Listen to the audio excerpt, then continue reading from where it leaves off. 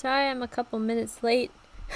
I sent that message in chat saying, it's raining really hard. I can't promise the Wi-Fi won't die. Literally, I just sent the message and I was about to pin it, and then I couldn't pin it. And the reason I couldn't pin it was because the Wi-Fi died.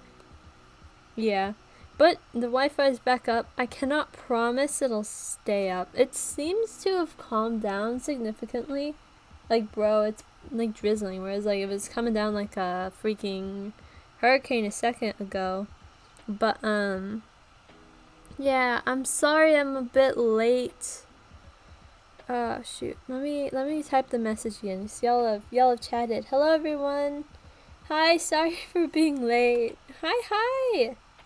Let me pin this comment. Let me write it real quick.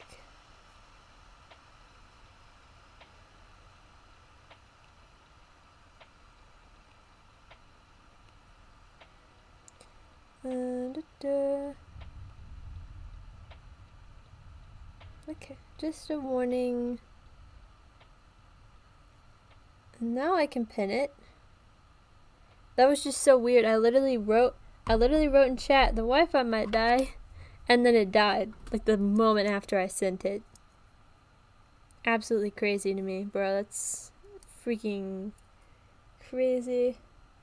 How's everybody? Hello. Yeah, also you might be able to hear like the rain or the thunder. Nice little ambient noises outside. Okay, I like rain, kind of, but like driving I had to drive home in the absolute pouring rain. I couldn't see, I couldn't hear. All I could hear was the rain go like. I couldn't hear my music. I couldn't see. It wasn't fun. I hate it when that happens. At least it wasn't nighttime. That's the worst combination like ever. But yeah, it's always fun driving in the rain, right? No, it's not. But yeah, I'm here. I'm here now. I survived. I've survived. But yeah, welcome everybody. Welcome to stream. Happy Wednesday. This is just gonna be a thing I say now after last week. Wow, it was just Happy Wednesday, and you guys were like, "What's on Wednesday?" And I was like, "Nothing." Yeah.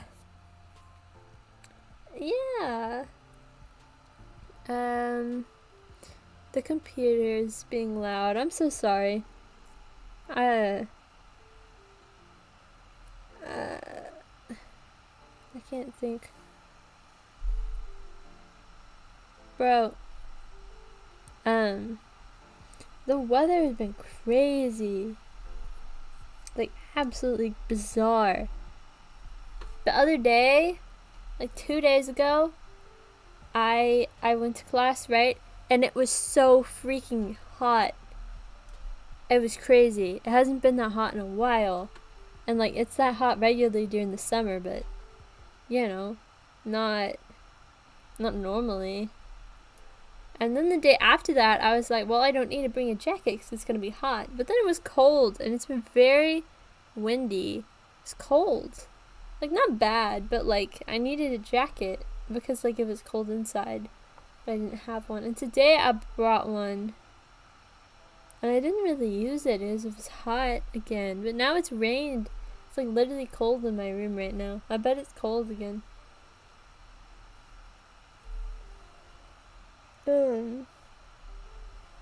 Yeah. It's been crazy. The weather here's so inconsistent. Like, some days you wake up and it's like really cold, but then by noon it's really hot. It's really annoying. Because I don't know what to wear, and I don't want to carry around a jacket. Because I always leave it somewhere, you know? I can't count the amount of times that once I left my jacket and the class I had at like 9, I think it was at 9:30 in the morning. I had a class, and I got out at like 10:45, and I left my jacket there, left my sweater there. And I left it there, and I didn't I did not, I realized it because I got colds in my later class that started at 6:30 p.m., right? I got colds, and I was like, oh shoot, I don't have my jacket. So then I got out of class at 7:45 a.m., and I said a.m., I'm sorry, dumb. I meant 7:45 p.m. I got out of class, I went to the other classroom where I'd have my 9:30 class in, and it was still there, and I just grabbed it off the floor, and I went home. Well, I ate dinner on my way home, that's not the point.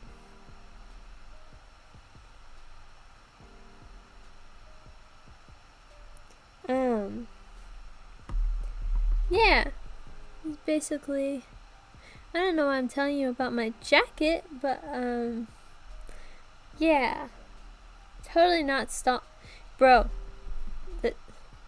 this is some crazy stuff I'm about to show you guys on the stream. You should be scared.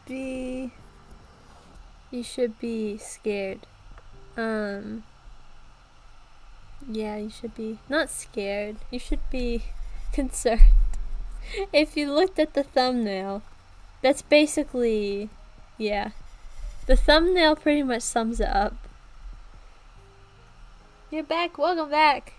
Yeah. So today I'm going to be reading something I wrote in 2019.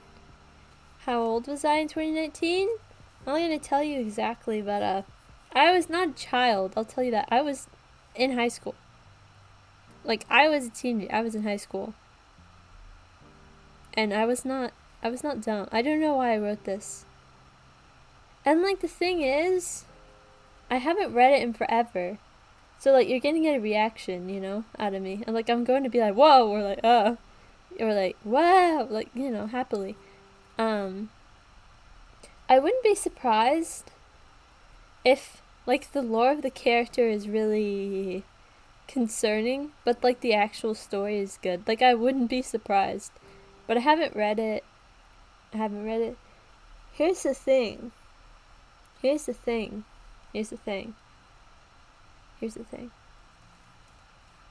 Oh shoot, I forgot the thing.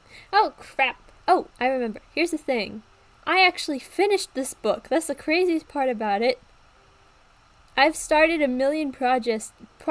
I finished like 3 or 4 of them. And this is one of them. And I am ashamed to say that this is one of them. This was not worth my time. I don't know why this is what I decided to finish. But it was. So, yeah.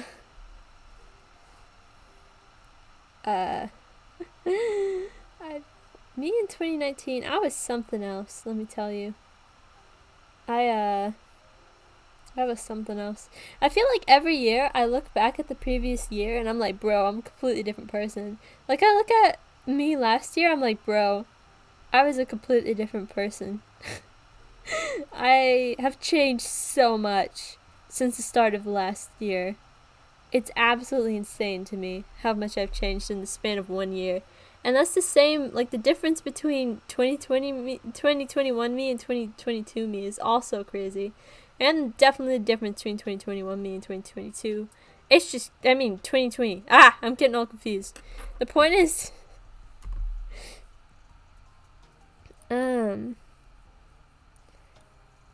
my sister's cat came back from the vet 5 hours ago and she's literally wobbling like jelly. Oh, is she okay? That sounds a bit concerning. That sounds a bit, I don't know. Bro, when one of my cats got, got spayed, got fixed, she came home from her surgery, and I swear, that cat was absolutely insane, bro. She was running around, one of the things she did was she was spilling all the water out of her water bowl. And it wasn't just like a bowl on the ground, it was like a dispenser. So water was everywhere, and I had to clean it up. And she kept putting the water everywhere. She put the food all over the room. It was absolutely crazy. That cat was insane. But then when the other cat we have right now, when she got fixed, All she wanted to do when she came home was sleep. That's literally all she did. She just slept. So, two very opposite reactions. She doesn't know where she's going. Oh no.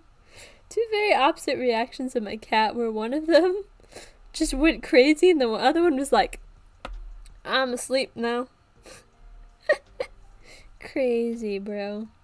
I'm telling you though, my cat was crazy. Absolutely insane. And that's for her. Like, she's always insane, but she was more insane than normal. Dang. But yeah, I guess we could switch over. I don't know if I'm done explaining to you everything about it. I don't know. I'm mostly just stalling because she got surgery. Yeah, I'm mostly just stalling because, like, I don't know, bro, this is embarrassing. How many times am I gonna embarrass myself on stream? You know, if this stream somehow blows up, I swear to gosh, I don't know what I'm gonna do. I don't know what I'm gonna do.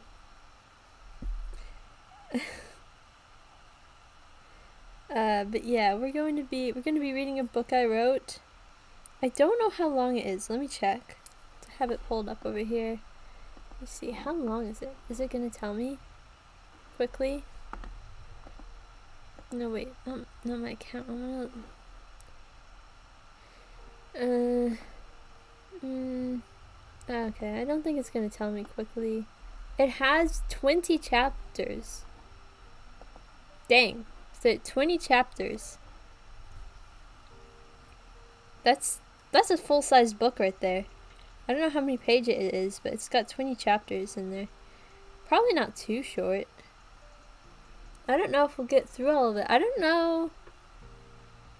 It depends on the performance of the stream, whether there's a part 2 of any kind. Yeah. It depends. Let me think. Is there anything else I want to say? Okay, yeah, there's something else I want to say. You may notice in the first 30 seconds of looking at this book, it is about a character named FERN who is part fox. And I regret to say, yes, this is indeed the origin of my current main OC. But I promise you that my lore is completely different, okay? Completely different. This story does not reflect my current lore. This is not my current lore, okay? My current lore is something along the lines of just, there's just a lot of, there's just people like me, like, it's normal. Whereas and this, it's kinda, like, my lore is basically like, you know, I'm from a different universe, and having people having like animal ears and tail is normal. It's a lot of people. Just like there's fairies and elves and stuff. Hold on, my mom texted me.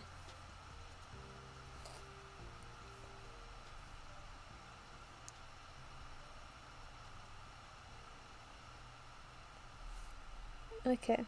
Sorry about that. She was texting me about books. But yeah, quick disclaimer. Another quick disclaimer. I wrote this a long time ago. This does not reflect me as a person currently. Okay? The old me is in the past. I am a new person. I am I am the same person, but a better developed person. Hopefully far less cringe than I used to be. Yeah. Good evening, everyone. I can't stay long, but I hope everyone has a good day. I hope you have a good day, too. Thanks for popping in for a moment. I really appreciate that. Yeah. I guess without further ado, I've done all my disclaimers. I've done all my disclaimers, right? Yeah. Pretty sure I've done all my disclaimers. Yeah. I've done my disclaimers. And, oh, my mom texted me again. Hold on.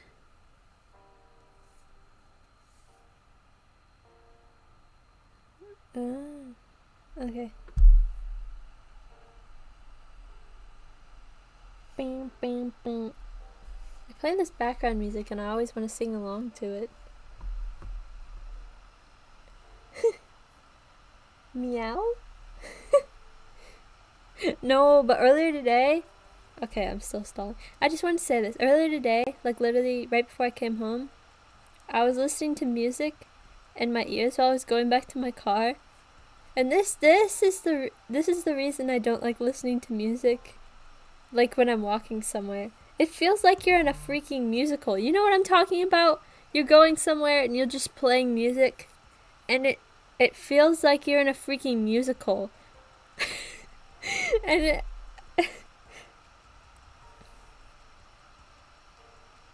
it feels like you're in a musical and you just want to like sing or dance or something, but you're just walking to your car. But in your brain, you're just like, yeah, I can't do these long drives sitting in the backseat. Thinking that's the song I was listening to.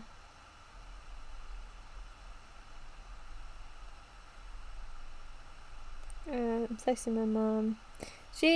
She's talking about books, and you know I gotta reply.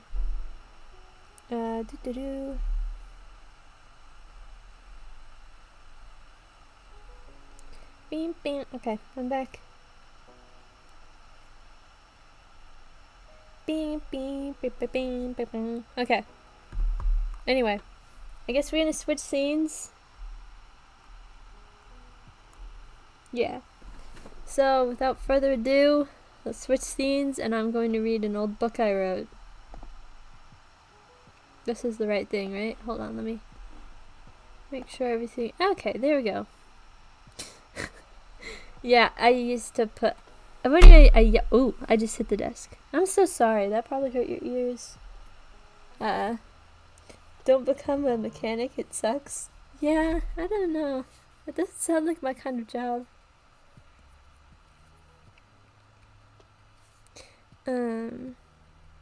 Dang, my mom keeps texting me.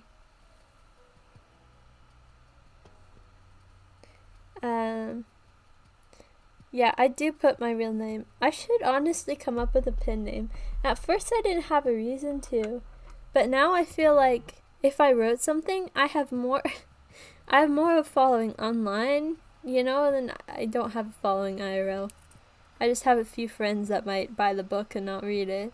So if I came out with a book, like, I could get people online to read it, but I wouldn't want to if I had my real name attached to it. So I might come up with I think I plan to come up with a pen name, but right now my current pen name is apparently haha you wish. Nah, just put that in. I'm freaking glad I noticed that. Yeah. Alright. Yeah, I think my mom's gonna buy me books. That's cool. Alright. Speaking of books, we're gonna start reading. So this book is entitled FERN the Half Fox. Random side note, this isn't my only character named FERN. I had another one. I'm actually still working on that book because it wasn't that cringe. I've rewritten it twice and I want to rewrite it again. Because I just am that unsatisfied with my work. Like, after a couple months, I'm like, that was horrible. I need to try that again. Hey, Blue. So, yeah. But this is basically what inspired my current OC. I'm not going to say they're one and the same. This character wasn't meant to represent me the way that I represent myself now. Yeah, sure, Blue. Basically, when you partner with a Discord channel, you send their ad to their server in your partner chat, and then they send your ad to they send your ad to your server in their partner chat. And that's basically it. Then you just both have an ads. No, I'm not a furry. This isn't me. This is a character I'm based on. I'm now, like, 10% fox. Okay, yeah, this is a furry, but I'm not a furry. I'm not gonna lie, this is literally a furry. Okay, we have a prologue here. We have a prologue. Okay. Scarlet, I have no idea how to pronounce that gibberish last name, sat next to her husband with her newborn baby in her arms. Is this right? She wondered to herself. Was letting this child into the world the right decision? I was already pondering our marriage, but this is ridiculous. Nobody gets to pick their parents. That is the same for this child. Then she whispered in the child's ear, "Don't worry, Fern. We will always be here to protect you, even when you can't see us. I promise that I will always find a way for you to get equal opportunities just like everyone else. Never be scared, Fern. They may not know it yet, but you are something extraordinary, something that probably will never be repeated. You should learn, Fern. You will learn that people are afraid of things different than themselves. You shouldn't be, else you will be scared of everyone." Fern looked up at her with a smile. I feel like I'm talking in third person, but like I said, this is completely separate Fern from me. Scarlet pulled her baby closer to her. "I will always be here for you, Fern. Never forget." Okay, that's the prologue. Oh boy. I don't know why, but when I see an animal cry, I want to cry. Animals can cry?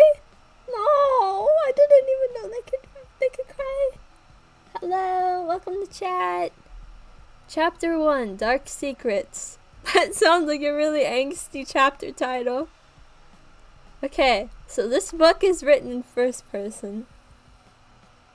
So I guess I'll stop saying my own name so much. I stood, the light rained drizzling on my hood. Yeah, that's so emo. Pause. This first sentence is so look at this. Look at that. I haven't even started the chapter. Bro, that's so emo. Okay. I stood, the light rain drizzling on my hood. I was visiting my parents again. I had a terrible day, I say to the gravestone. Yeah, they're dead, in case you didn't know. Oh, hold on, my mom texted me.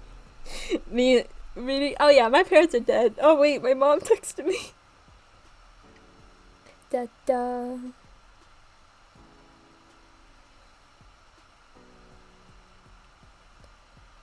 Alright. She's buying me a bunch of books. Oh my gosh. Better than this one. Yeah, she's emo. She's emo as heck, bro. This is like the really angsty backstory, like, oh my gosh, I'm so quirky character. Oh my gosh, I'm cringy. Anyway. I'm low-key emo too, but not to this extent. Why do you think I wrote this? You think a non-emo person would write it? No, I went through an emo phase for like a month last semester. It was funny. I wore like all black one day, and I ate a fun dip that I got from Halloween, and I got sugar powder all over myself. So I was wearing all black but with green sugar powder all over me. That's honestly my personality. Okay, I'm restarting this paragraph. I had a terrible day, I say to the gravestone. There was only one, and the reason for that was that they wouldn't give my father his own gravestone because he was a fox. Yes, I said that. My mother was a human just like you. My father, on the other hand, was a fox. That doesn't work. That doesn't work. No, I had a month emo phase. What adult has an emo phase like that? I feel like that's such a middle school thing to do. I, of course, am the previously thought impossible result. I guess that answered my own question. Yeah, I told you this was cringe. Again, I was in high school. I knew about the biology. Don't think I didn't. I did. I was just I don't even know, bro. I don't know what I was in my brain. That doesn't work. I swear it doesn't. Like, our genetics aren't even compatible with foxes. But, I'm continuing now. I, of course, am the previously thought impossible result. My hood is an attempt to hide not only my black fox ears. See? She's not me. Her fox ears are black. And long red hair. And her hair is long. But also my black nose and whiskers. She's not me, bro. She's a freaking furry. She's got freaking whiskers and a black nose. I forgot I did that. Bro, freaking... This isn't me. I also have a habit of wearing long sweatpants in an attempt to conceal my tail and fox legs. Bro.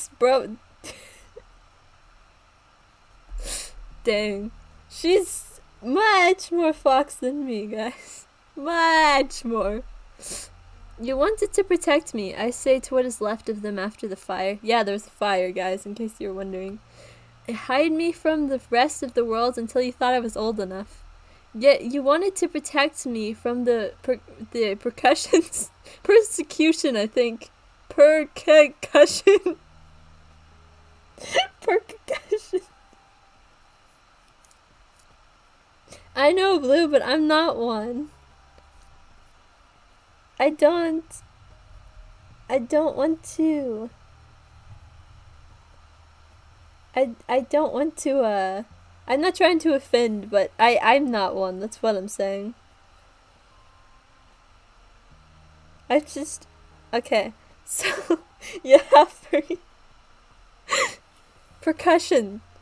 Percussion.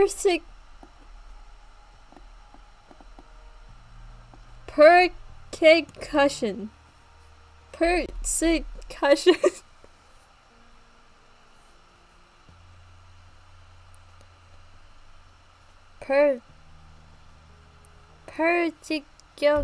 I don't know. The persecution, I think, is what I meant. But I can't spell. Do you like furries? I don't know. They're really a new idea to me. I'm not entirely... I don't have a strong opinion on most things. You know. I don't like having strong opinions, because I just change my mind. But you couldn't have expected this. Before, you were the only people in my little happy worlds I knew.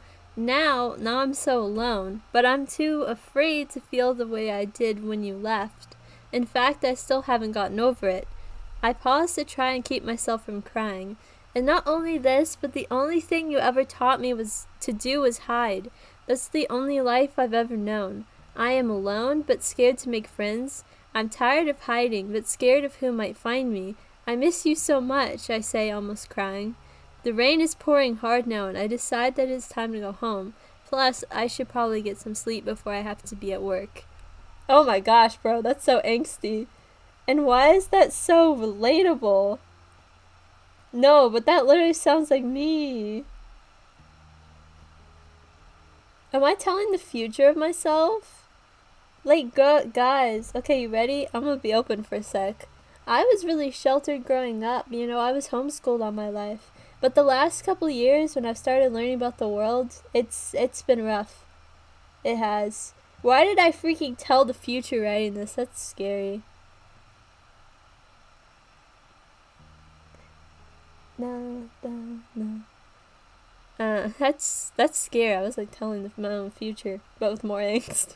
My parents aren't dead, okay? They're both at work. I was about to say my mom's at work, but my dad's at work too. Goodbye, I tell him. I know you know I'll be back. I know you know I'll be back. That makes sense, but I can't read. And with that, I walk off, my feet making paw prints in the mud as I walk. I quickly go onto the sidewalk as soon as I could. No one must know who I am. I waited quietly at the bus stop while people walked by. I avoid glances as usual, trying to keep a low profile. As the bus pulled up, I hopped in and sat alone as I usually did. I feel like I'm saying usually too much. Many people were on their phones, but I don't have one. Maybe it's the fox in me, or maybe it's that I don't have any friends. Which one it is, I'm not sure. But look, if you got freaking Discord or something, nobody would know that. Then you could pretend to be a human. You could pretend to be normal. You could. You would. It would be great. I highly recommend. Anyway. As I walked down the sidewalk, I avoided people like I normally did. Yeah, I'm saying normally and usually too often. A little repetitive. That's just me. Crossing the street when someone was walking towards me and other things like that. There was this one man that I was sure was following me. To avoid him, I ducked behind a building. I peeked around the corner and saw that he was coming right at me. My heart started beating so loud that I was scared he would hear it. I darted around the other side of the building, staying low and quiet. Then I peered around the corner where I had seen him last. I turned just in time to see him walk into a coffee shop. Come on, myself. I scolded myself. What did I have to say? Myself. Just a tad redundant. You're such a chicken.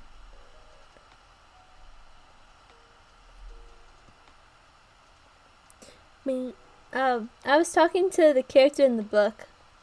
Yeah, you can't be on Discord if you're under 13. So, I'm sorry, Bessie, if you thought I was talking to you. I was talking to the character in the book who said that she didn't have a phone. And I was like, but if you had like an online life, no one would know. Like, you wouldn't have to show your face and your freaking whiskers. Okay. After walking home in this way, I finally made it back to my apartment. I opened the door to the only place I felt close to safe. I kept my hood on though, not because I was scared someone would find me out here, but because I didn't like the sight of my own reflection in the mirror. I lay down— Why is this so angsty? Oh my gosh. The amount of angst in this is absolutely insane. Wow. Holy cow. I don't remember it being this angsty. Bro. What? Wow. Okay, but because I lay down in my bed without even bothering to brush my teeth or my hair, or even to take off my clothes. I couldn't sleep, however. I was too frantic because of what I thought might happen earlier. And when I did sleep, it felt like no time at all before my alarm woke me up. I got up, put on my shoes, and headed out the door. Although it was done raining, the clouds covered the setting sun. Yes, I did say the sun was setting. I considered myself to be a janitor at Springship Elementary School. This way, I'm out at night. I don't know how janitors work, obviously. There's apparently night janitors.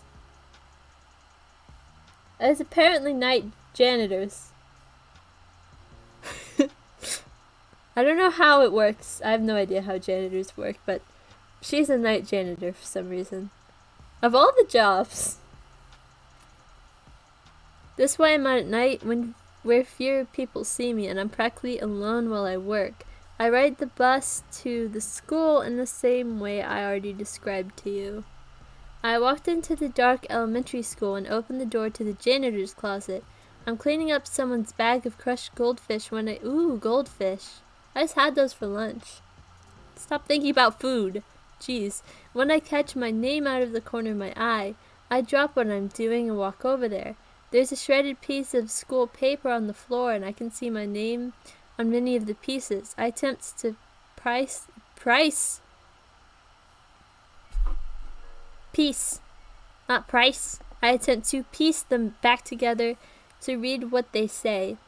When this failed, I angered through the pieces. I angered through the pieces into the trash can. I angrily threw the pieces into the trash can, I think. I can't write, apparently. I angrily threw the pieces into the trash can and kicked my feet against the wall. This isn't abnormal for me, and it may be the fox in me, but I don't know. All I know is that my paws never did much harm to the wall, unlike they would if I wore shoes. Unlike they would if... Okay, that kind of makes sense. I also growl angered at the wall, and then ran myself... Why is she so mad at the wall? I ran myself into it. That's when I see a piece of the school newspaper pinned on the bulletin board. I walk over to read it. So she's angry because she can't put the pieces of the paper together, basically, and she attacks a wall. Girl's got some issues. I'm just saying. I'm just saying she's got some issues, just a little. It's fine. The headline reads, "FERN, the biological mistake in our world." There's a picture of me that they took right after my parents died, and I went into foster care. I'm hoodless, and I'm wearing shorts. You can see every single fox trait I can in that picture.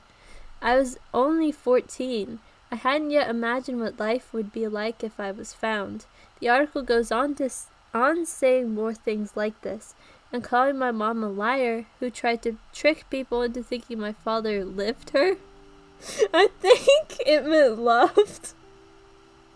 That hurts. No one insults my dead parents, not even me. You're the liar, I yelled the price of the piece of paper. I can't spell, bro. I thought the writing quality would be better. I may not have proofread this. I may have just been like, I'm done. He did love her. You act like I'm less than even a fox. Maybe I'm worth more than even you.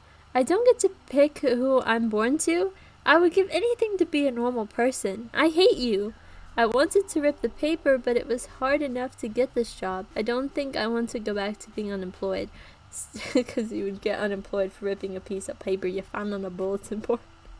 So instead I go back to kicking the wall until I hurt myself. Oh my gosh! Bro! What the freak? This girl's got some issues with the wall. She's wall phobic. What is it with her and walls? What is it with the wall? What did the wall ever do to you? Why you gotta abuse the wall? Dang. Okay, moving on. After a little while, I've cleaned the school as much as I can, so I leave. That's when it happens. That's when what happens. I hop off the bus onto the wet sidewalk. The rain is dripping off of the buildings and trees. I like the spooky feel of the cloudy sky, despite the fact that most people don't. Whether or not it's the fox in me, I don't know. I'm not sure. Why does she say that all the time? I'm just innocently walking down the street when a kid on a bike nearly ran into me. I stumble back in shock, tripping over something. I feel the cool air rush into my hood.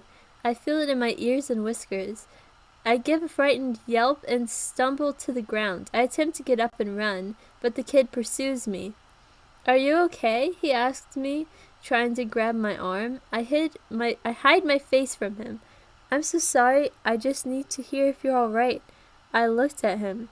The boy looked like he had just been crying and was on the verge of crying again. "I'm really sorry. I didn't mean to run into you. Did I hurt you?" he asked. I felt sorry for him. No, you didn't see anything weird, did you?" I asked him. If he knew, I needed to know it. "No, like what?" "I'm really sorry," he told me. I was relieved. Hopefully no one else had been paying much attention. I was probably overreacting. I do that a lot. "Yeah, you sure do." "No, you didn't hurt me," I told him. "You just scared me." He helped me up, but just as I reached my feet, his head turned around as if he had heard something. In theory, I have very good hearing, but my ears are squished in my hood. I have to go. I'm sorry, I have to go," he told me, hopping right back on his bike and heading away as fast as he possibly could. Wait, I wanted to yell, what's your name? But I didn't. I had already advertised my position enough. I wanted to yell after him because I felt something. It was like something that I had never felt before. I think that it's called pity. Bro, never felt pity before. Never. You hear in this chat? You hear what I'm reading? Girls never felt pity before. What kind of sad life you living? Surely you watched a movie or something. I don't know. Girls never felt pity. Chat, she's heartless. Never felt pity. That's absolutely insane, bro. That is crazy. That is crazy. Never felt pity before. Anyway.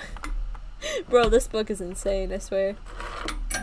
Oh shoot, that was the sound of me dropping stuff. Don't worry about it. Oh! Don't worry about me. I wasn't fidgeting with anything. I didn't just knock like 3 pens off my desk. Okay. Moving on. I think that it is called pity. I wanted to help that little boy, but I knew in my heart that I couldn't. I just watched him ride off on his bike, wondering where he was going and what he was running from. Then all of a sudden, he was gone. Then I continued on my walk, although I knew I would never forget this kid. Yeah. Important. The kid is very important, chat. The kid is very important to the story, I remember. I was nearing my apartment when I caught the kid's face out of the corner of my eye. I rolled around expecting to see him, but instead I saw his face on the TV in a restaurant across the street from where I stood. I quickened my pace, reaching the remote for my TV in time to see why he was on the news. The caption read, "Runaway Child." His picture was displayed on the screen while the reporters described what he had last been seen wearing. A dark gray hoodie, black sweatpants. Boy is emo, too. And they said he was most likely riding his bike. The description completely matched what he had been wearing earlier. I looked at his face. The expression on his face in the picture seemed to match my expression in the picture that had been in the school paper. I didn't understand. The picture disappears, and in its place there appears a reporter tied to what must have been his mom. She looked distressed, but there was something off about her. I decided I didn't like her. The caption changed to "Distressed single mom searching for runaway kid." At first, I had just thought he ran away to see his father again, she explained. But when I called him, he hadn't seen him either. I don't know what I'm going to do. She was acting. She didn't really love the kid. I threw the remote across the room, causing the TV to turn off. I love how she's so sure about this just from watching, just for seeing him riding his bike, right? And then just watching the news. She's like, nah, she doesn't love him. And you would think with such loving parents she wouldn't jump to that conclusion so quickly, but apparently she would. I had just met that kid, not 10 minutes ago. I shook my head in dismay. My parents had always loved each other. I couldn't imagine what he was going through. I wish that I just knew his name. If I knew his name, maybe I could find him again. Help him get back on his feet. I put my head in my hands, trying not to cry. I won't cry. No, I won't. He was so young, and yet he was in this horrible set of circumstances. I didn't understand. Yeah! We finished chapter 1! If you reach 2K, what will you do? A. Play High School Simulator 2029? 2018, or B. Nothing? I don't know. I don't know what I'll do for 20... I have 20K. Oh gosh, I'm no close to 20K.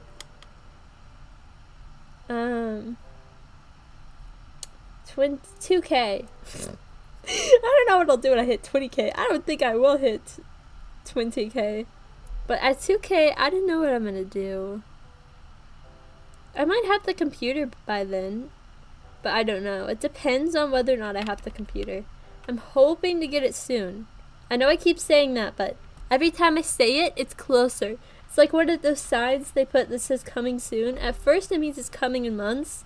It's starting to mean it's coming in weeks. Hopefully. I don't know, bro.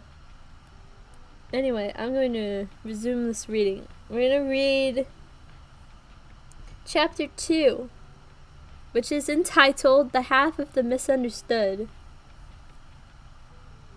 which sounds like a 21 Pilots song. Let me think. What are the lyrics? Hold on. Let me take the background music out of my ears so I can think of songs. Come on, brain. How's this? All my friends are heathens, take it slow. Wait for them to ask you who you know. Please don't make any sudden moves. You don't know the half of the abuse. I think that's what it's based on. My 21 Pilots fan self. I'm sure it is. Okay, it had been 3 days since I met the little boy, or heard of him at all for that matter. I was walking around in the dark school doing my job. I had just finished cleaning the girls' bathroom and was entering the boys' bathroom. I opened the first stall to clean it when I saw him. He was sitting on the toilet, the lid closed, and with his feet up. He was hiding from the janitor, which was me. I jumped in surprise. "This isn't what you think, I promise," he exclaimed in surprise. I didn't have time to say anything. "Wait," he exclaimed, "I recognize you. Are you following me?" he asked me, hopping down. I opened my mouth to speak, but he interrupted me. "I don't know who you think you are, but stay out of my business, okay? What are you doing in the boys' bathroom anyway? You just want to catch me," he said, slipping out of the stall so that I wasn't trapping him anymore. "You just want to give me back to my mom. I will never go back to my mom. No one can make me. You back off." With that, he turned to go, but I grabbed his arm. "No, let me go. You don't understand. You don't know what it's like to be all alone, but scared to let anyone ever get close to you. You don't know what it's like for things to look one way but be another. You don't know what it's like to not be able to live with the pain, but not knowing how to live without it. Let me go." Dang, that was angsty. Dang, this kid's going through it, man. He yelled at me, turning to run. The little boy was speaking my life after the fire, that is. I couldn't let him go, not again. "Wait," I called. "What?" he asked, irritated. "You just going to tell me I'm a crazy weirdo? That's fine, I've heard it before." But I do understand," I told him. "You can't," he told me. I couldn't let him go, not like this. I felt a huge tug on my heart. I feel like days I've never felt since before my parents left, and I don't know how to handle it. I feel that I don't have another choice. With one stroke I yank my hood off. I feel the air rush into my high ears and the back of my neck. My bright red hair falls down. The boy's expression changes. I quickly put the hood back up, tucking my hair and ears back in. "What?" he exclaimed in surprise and excitement. "You're—" "Shh!"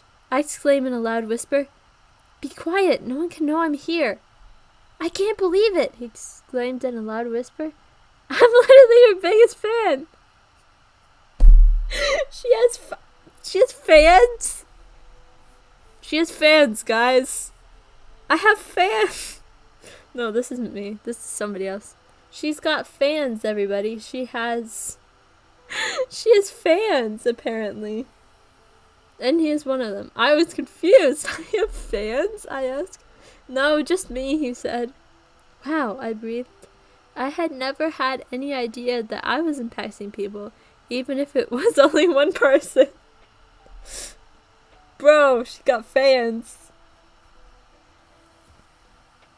Now that I finally get to talk to you, I have one question. Why did you go into hiding? You really could stand up a symbol or something of us, the misunderstood. Why don't you?" he asked me. Why are you shaking my head?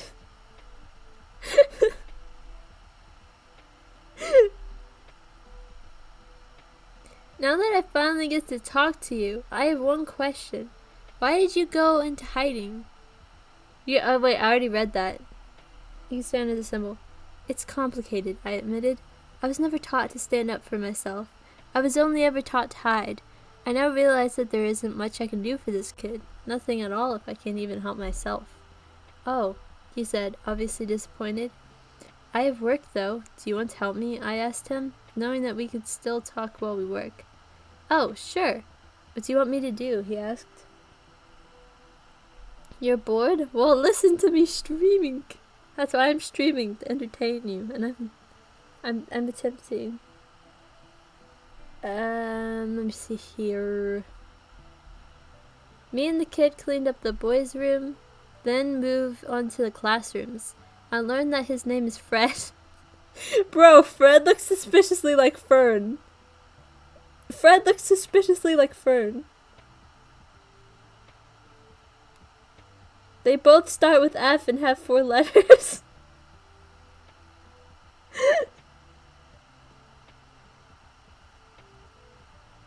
Blue, what the freak are you saying, bro?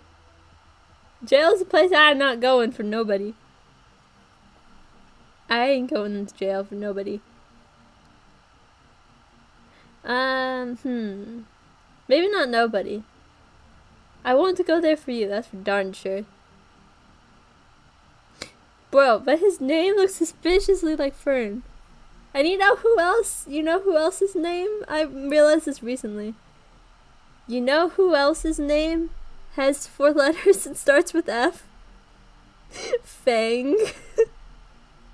I don't know. I guess I like names that have 4 letters and start with F. Why is that? It's so weird. The freaking... That's so random. That's so random, bro. Anyway, his name is Fred. He enjoyed making model airplanes with his father, but he doesn't get to anymore. You know, that actually kind of sounds like another character I have who liked making model airplanes. What is it with me? What is it with me?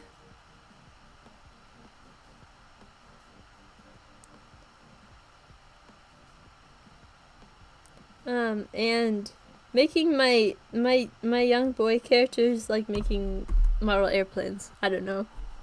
That's such random.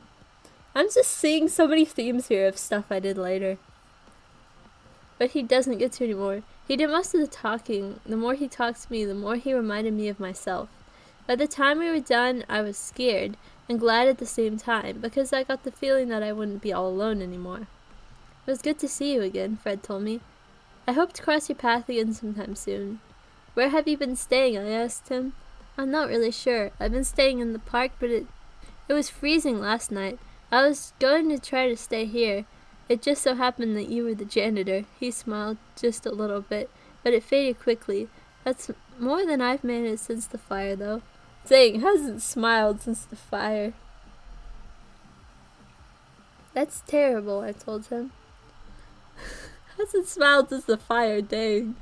Not even once. Dang. I smile all the time. It's not always genuine, but it's not that bad. I know I'll make it work somehow. It's better than home, you know, he explained. What does happen at home? I asked him. Fred tensed. I don't want to talk about it, he said. I respected that. I haven't told him much about myself that he doesn't already know because of the news stories. I thought a minute. If anyone could help this kid, I felt it would have to be me. What if you stayed in my apartment? I suggested. Really? You would do that? Isn't that illegal or something? Illegal? Yeah, I think it is. It's illegal to... It would be illegal to like... Yeah, 'cause you know, there's like legal guardians. This would be an illegal guardian.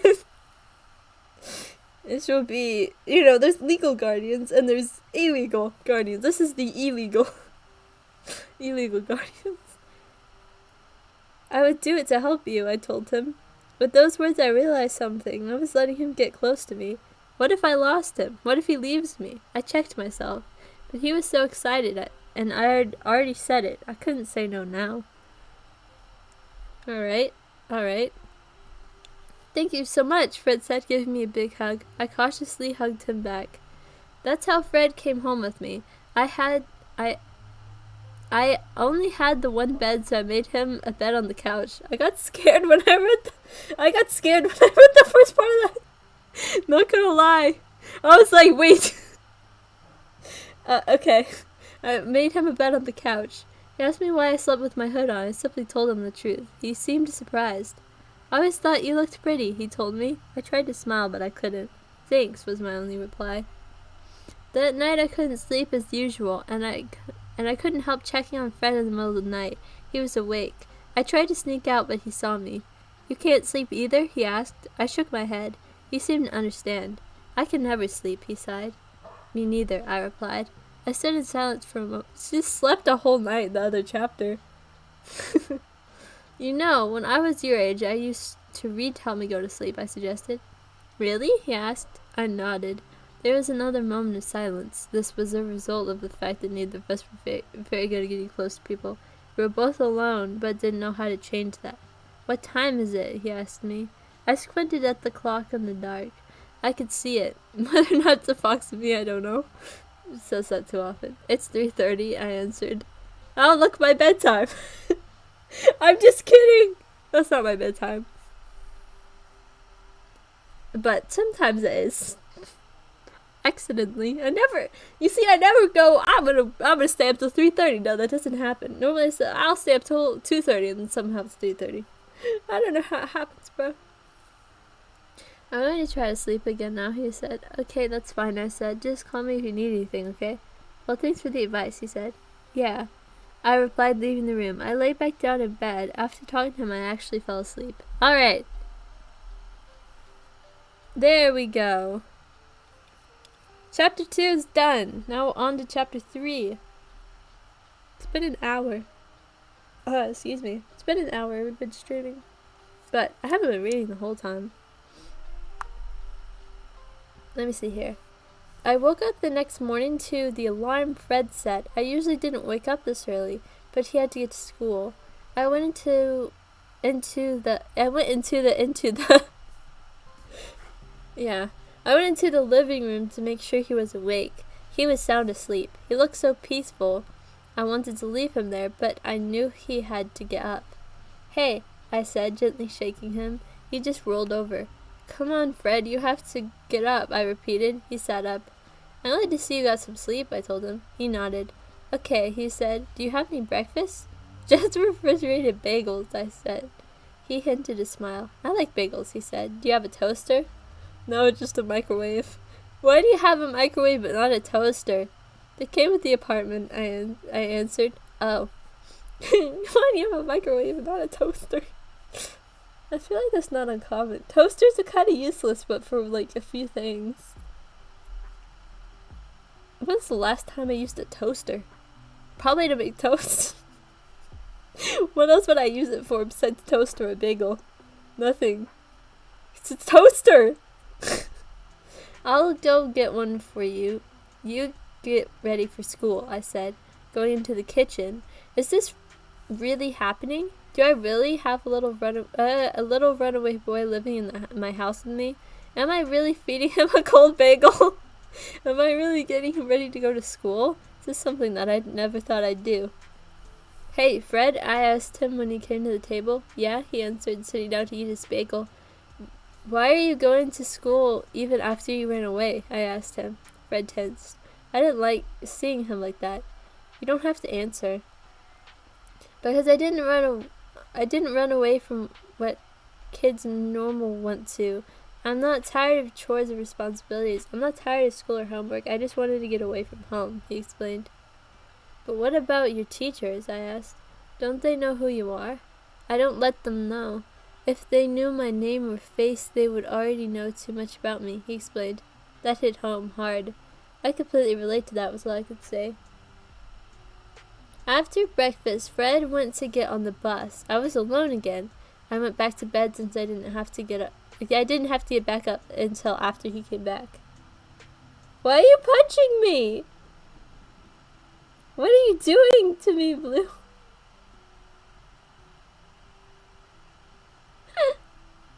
What are you doing to me? When Fred came back, he had...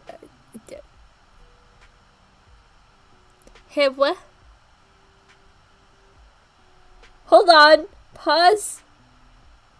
What's it? What is this? Trigger warning. Trigger warning. When Fred came back, he had a gunshot wound in his side. Dang. I gasped in fright, my heart leaping into my throat. This is a dream, I think. It has to be, because he doesn't die. Or anything. Collapsed on the floor, but he managed to sit up to say, "Fern, how could you?" My voice caught in my throat. "They wouldn't have caught me if it weren't for you. I had to tell them. They made me. I told them who you are. You can't run now." With that, Fred fell back over. I felt his pulse. He was dead. This gotta be a dream. Stop torturing me, Blue. I'm already tortured enough reading this. I felt his pulse. He was dead. I still couldn't speak. It was like something was stuffed in my mouth. I wanted to yell his name, but I couldn't. Just then, police officers, news reporters, and even people from my high school yeah, this gotta be true. Broke into my apartment and tore my hood off. People were taking pictures, and someone lunges at me and grabbed my neck. I still couldn't, I think that's supposed to be couldn't. I still couldn't say anything. I couldn't even scream. I shot awake. There we go. I found that my hood was wrapped around my throat and stuffed in my mouth. That makes sense. I ripped it out, panting. I couldn't do this, not anymore. This kid was the bridge between my nightmares and reality. That dream had felt so real. I shuddered. I looked over at the clock. 12 p.m. I considered trying to go back to sleep, but I knew that wasn't happening. I just sat there for a moment, trying to calm down. I thought over what had just happened in my head. Was this dream something that might actually happen to me? Am I overreacting again? Am I right? Should I just go back to being lonely? At least then I would be safe. There was only one place I knew to go when I might find these answers, to my parents. Yeah, talking to some gravestone. It's gonna solve your problems. Hi, Ninja Lakes! Hello, Ninja Lakes. Welcome, welcome. 18 plus street. Blue, what are you talking about? Why? No. We ain't doing that, bro. This is all age stream. I ended up at my parents' gravestone using my normal means of transportation. I ended up climbing the fence because I was sure that the guy at the front has been waiting to ambush me. I just stand there just like I normally do. I found somebody, I told them. He's a runaway kid, probably around 3rd grade. He reminds me sort of myself. I can't help feeling bad for him. But you know me, I'm just too scared. He knows who I am. I felt I had to tell him, and now I don't know what to do. Things are bad at his home, so bad he won't tell me. But I can't keep him at my house, nor can I let him get close to me. They might take him away at any moment. What should I do? There's not an answer. I am not sure what I was expecting, though. That's when I wonder why I think that quote is supposed to be over there. That's why I wonder why I'm even still alive. I don't know. No, wait. No, that quote's alright. My bad. I'm misreading my own writing. It's been, what? Almost 4 years? Give me a break. Okay, that's when I wonder why I'm even still alive. I spent all my life talking to people who have been dead for years. I need help, but no one can help me. I break down. Fred can't stay with me. I shouldn't have told him who I was. I can't help him. He will just leave. It will hurt me just like when my parents left. Your parents didn't leave, your parents died. There's a difference. I started to cry. I have made a very bad decision, and it's going to cost me. No one can help me, and if I let them in, they will hurt me. I don't have anything to gain, but a lot to lose. No, I cry out. I can't take it again. Not again. I collapsed on my parents' gravestone and stayed there for a long time. Finally, I head back home. Dang. Really having an internal battle there. Upon arriving, I try to get some more sleep before Fred comes back, but I'm too scared that I might have that dream again. I shudder even at the thought of it. It is all My worst fears come true, and yet not far from home either. I run into my wall a lot and kick it and bang my head against it. What is it with her and walls? She's got some issues with these walls. I'm going to have to let him go. Bro, what? There's ways to take out your anger without hurting the walls. I feel bad for her neighbors, bro. Imagine just chilling watching TV. You just hear somebody going freaking savage against a wall. Dang. When he comes back home, he sets his backpack down and waits at the table expecting dinner. I pretend like I just woke up. I take 2 microwave meals out of the freezer and put them in the microwave. While that's cooking, I turn my attention towards Fred. I should be warmer tonight? I think it means it. It should be warmer tonight, I tell him. I should probably let you go. He looks at me in shock. Go? He exclaims. What do you mean? I mean you can't stay in my house forever, I told him. I have stuff going on too. Fred looked hurt. You mean you don't want me here anymore? He said, tears forming in his eyes. No, I was stuck. No, it's just, this hadn't gone my way, but there was no way he could stay. You mean, he said, you mean you don't trust me anymore? Why would you tell me I could stay here just to kick me out the next day? No, it's just, I sighed. Something came up, okay? I can't believe it. You're ditching me. He shook his head. He looked like he might cry. No, I couldn't tell him the truth. It would hurt him even more. He was getting close to finding out the truth, though. And to think you used to be my role model, he said. A single tear rolled down his cheek. Oh, well, I guess I just go back to sleeping on the ground, he said. Thanks for nothing. He turned to leave. He was leaving. Wasn't that what I had wanted? Then why do I feel like this? I couldn't let him leave, even though I wanted to so badly. I realized my problem. I've already let him get too close to me, and now it hurts to let him leave. Looking back, I let him get too close to me since I saw him on the news. The fact it hurts for him to leave meant I need to distance myself from him. Yeah, that's definitely what that means. But what would do once he left? What would do once he left that I can't do with him here? What would I do? I don't know. I couldn't do or say anything. I felt like I was trapped in my own mind, disconnected from my body, because when my mind said let him leave, my body disobeyed. Wait, I called. I'm sorry. Please don't leave. I said this without choice. I hadn't meant to say any of this. I tried to change my mind, but I couldn't. Fred looked at me. You're confusing me, he told me. First you wanted me to leave, then you won't want me to? Don't want me to, I think. That wasn't me. I mean, it was me, but that wasn't me. Girl really just went, oh, that wasn't me.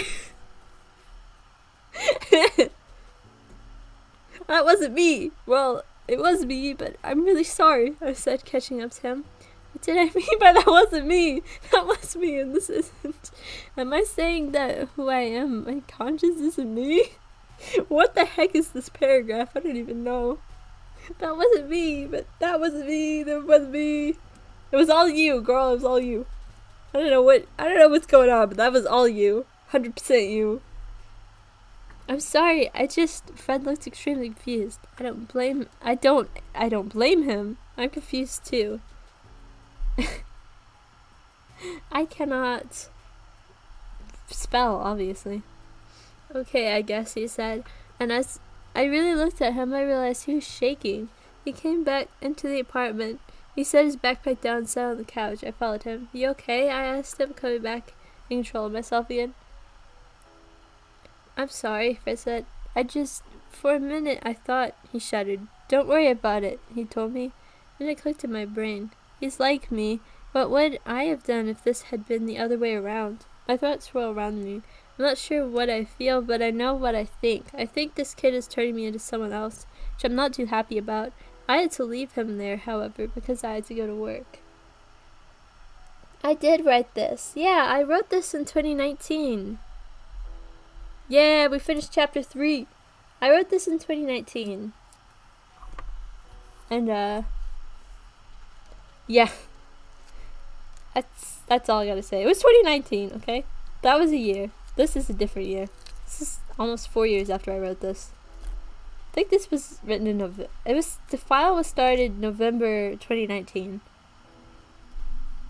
So, it was almost 2020. Guys, I wrote this before COVID. But right before. I wrote this not long before COVID. Alright, chapter 4, Intentions. When I went to sleep that night, I didn't have any nightmares. Oh, that's nice. I think Fred did, though, because when I woke him up, he looked like he'd seen a ghost. He didn't want to talk about it, though, and I don't blame him. I broke his trust earlier, and I don't deserve it back. I think I've come back to myself, so I tried to keep my distance from him emotionally. After he left for school, I decided to go visit my parents again. I'm concerned? You should be. You should be very concerned. Look, did you read the title? The title, reading a very concerning book I wrote in 2019. It's very concerning, and I was writing it in 2019. You should be concerned.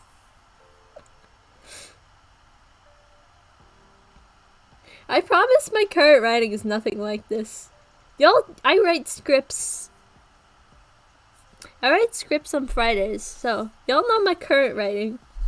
The writing, what I'm writing currently is a funny like comedy about a rebellious teenager and her like robot that's trying to keep her out of trouble.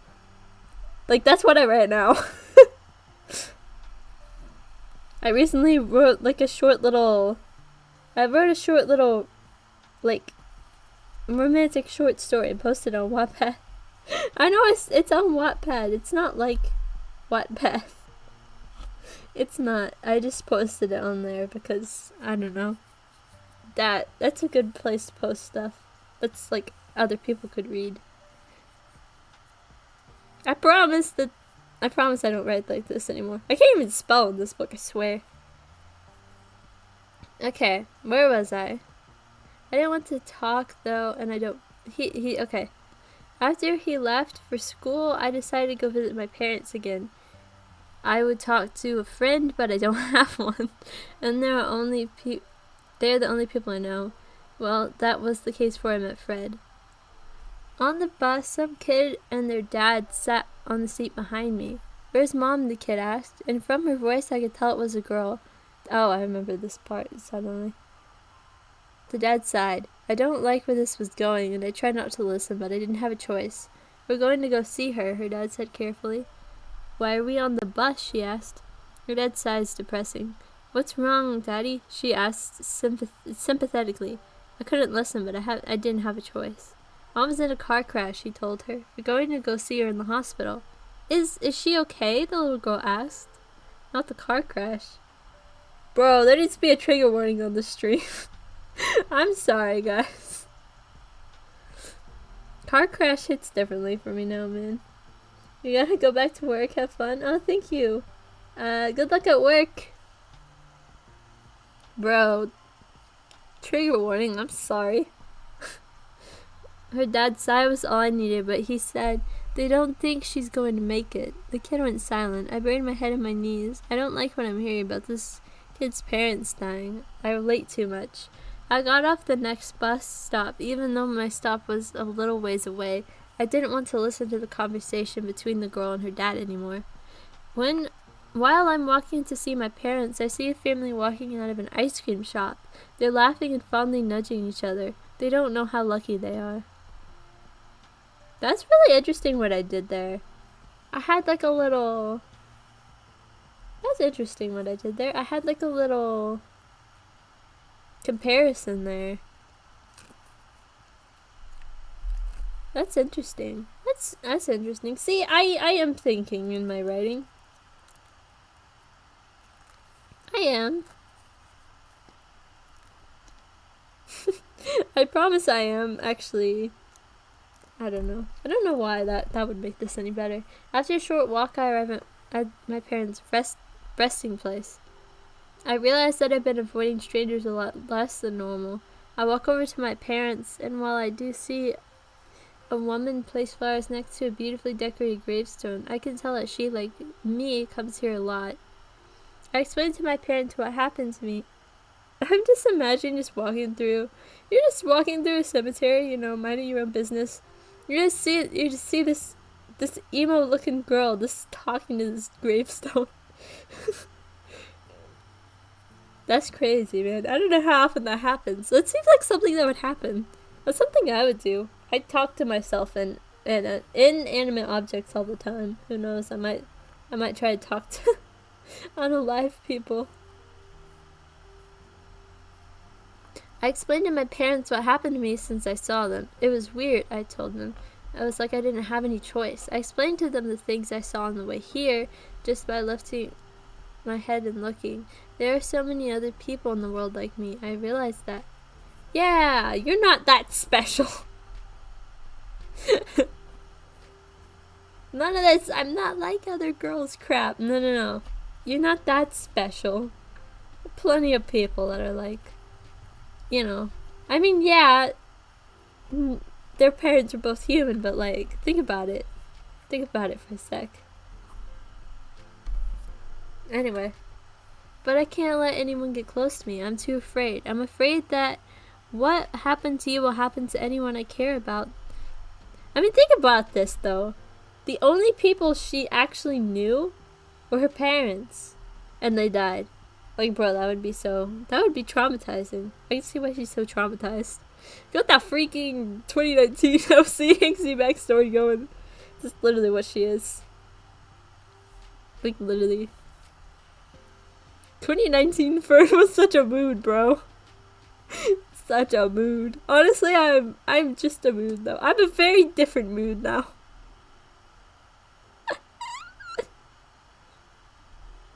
Where was I? It's sad that you guys are the only people I have to go to even after what happened to you.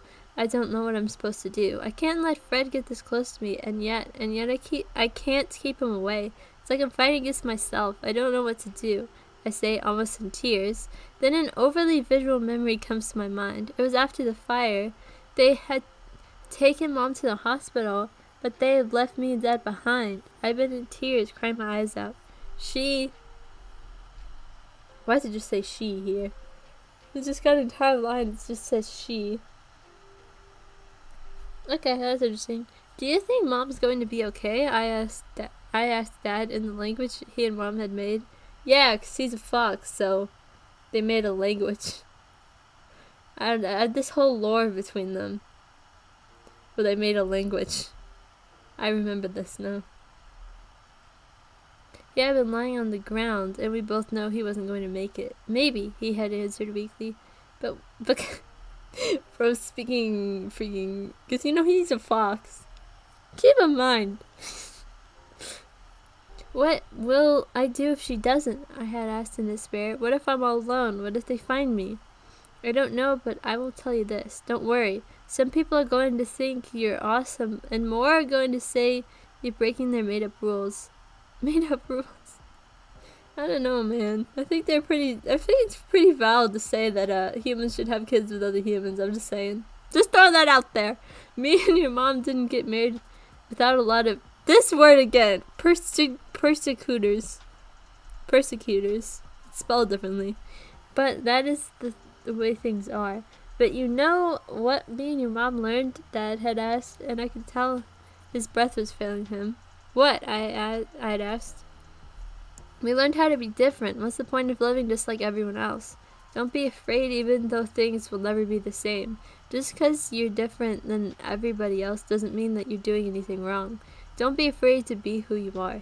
He had said, fading away. Dad, wait! I had called to him as I watched his eyes close. Don't be afraid to rebuild your life. Those have been my father's last words. Not too shabby last words. I hadn't gotten to see my mother die, but a doctor told me that her last words had been, "It's okay, Fern. Life will throw you unexpected things. Me and your father didn't choose this life, it chose us. Embrace it, Fern, don't fight it."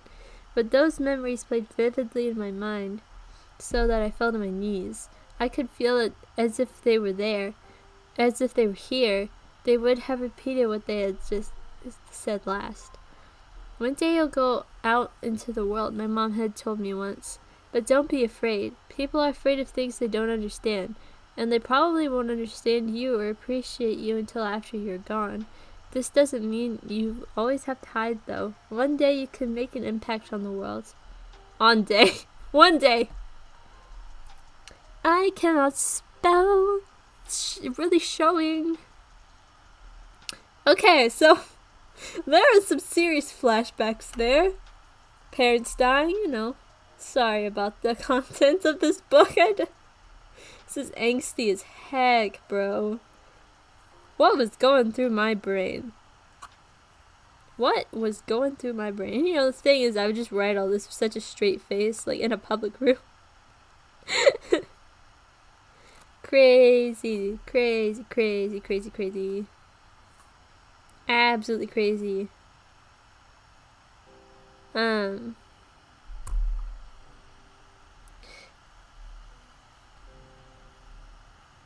I wish you were here, I said, but I'm glad that you aren't here to see this. I didn't listen to you, and this is where it got me. Maybe I'm afraid to. Maybe I'm afraid that the path you chose for me will lead me to where you lay. But honestly, it's probably better than this, I said, crying. I could have sworn that I felt my parents' hands on my shoulder, but when I looked up, they weren't there. Nothing was there. All that was there was the cool wind that announced that winter was coming. But I could have sworn that they were there. I could feel it. But all too soon that moment went away. I thought for a minute, putting aside what I thought, what would my parents have done in this situation? They would probably do the same thing that I did unintentionally. Maybe, just maybe, it was my parents inside me that made me do those things yesterday. Maybe my parents wanted Fred to stay. Looking back at the difference that kid had made in me, maybe it is a good thing.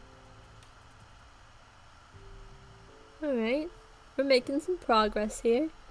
But I can't, not again, I think, shuddering. I'm tired of losing people. I thought back on what Fred had said when he first knew I was Fern. You really could have stood up as a symbol or something of us, the misunderstood. What did he mean by that? Did he mean that I could stand up for people like him? And people like the little girl on the bus? Or people like the woman I saw earlier? Is that what my mom meant when she said one day you can make an impact on the world? I shrank back in fear. I don't even like myself seeing me. I'm not sure about becoming famous and standing up in front of the whole world. Maybe not the whole world, that's a little... I don't know if anyone would do that. I decided that I would worry about that later. It's about time I do something with my life. Let's go! Making progress here. Become less emo. I went home to get some sleep before Fred came back. I dreamt that I did let Fred leave. I let him walk out the door. I let him leave my life. And after this, I broke down more than ever. But this wasn't the end of the story. A few days later, I saw him being interviewed on the news. And Mother had found him, and there was Bro. Oh, dang.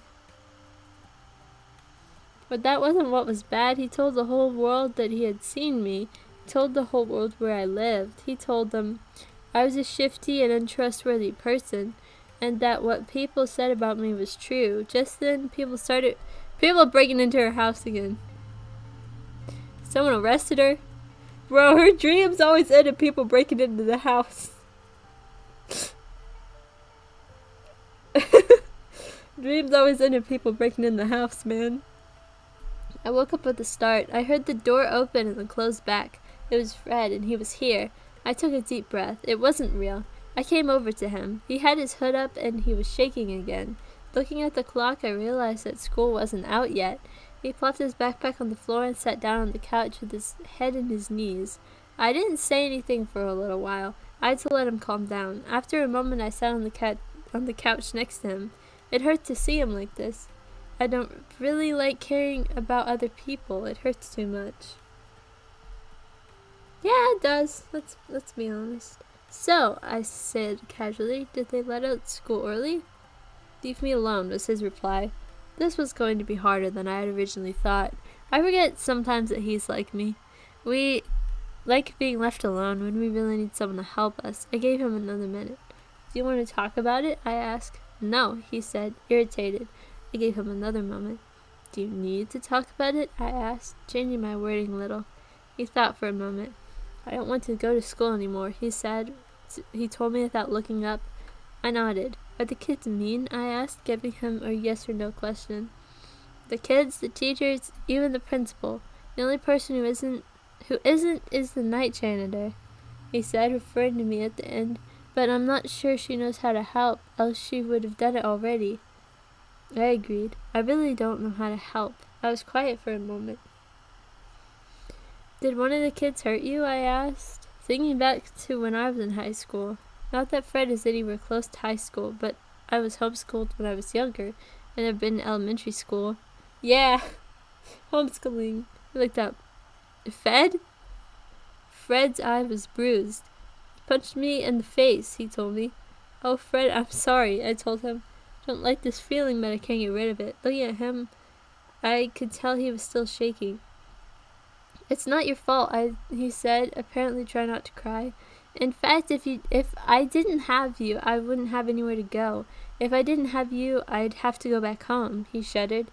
Thanks for changing your mind yesterday. It means a lot to me. I was touched. I had just dreamt about what would have happened to the two of us if I hadn't changed my mind. Since I didn't have to be at work for a little while, me and him watched some TV. I never used the TV, but maybe that's because I never watched it. I'd never watched it with other people. We ate some microwave mac and cheese and talked a bit about things that didn't really matter. I was actually sad when I had to leave for work. Maybe this getting close to Fred thing isn't so bad after all. Chapter 5, my mission. There's another character in this book. There's one more. There's like two more, actually. There's one more that's very important. I wonder if he's in this chapter. Because there's the kid.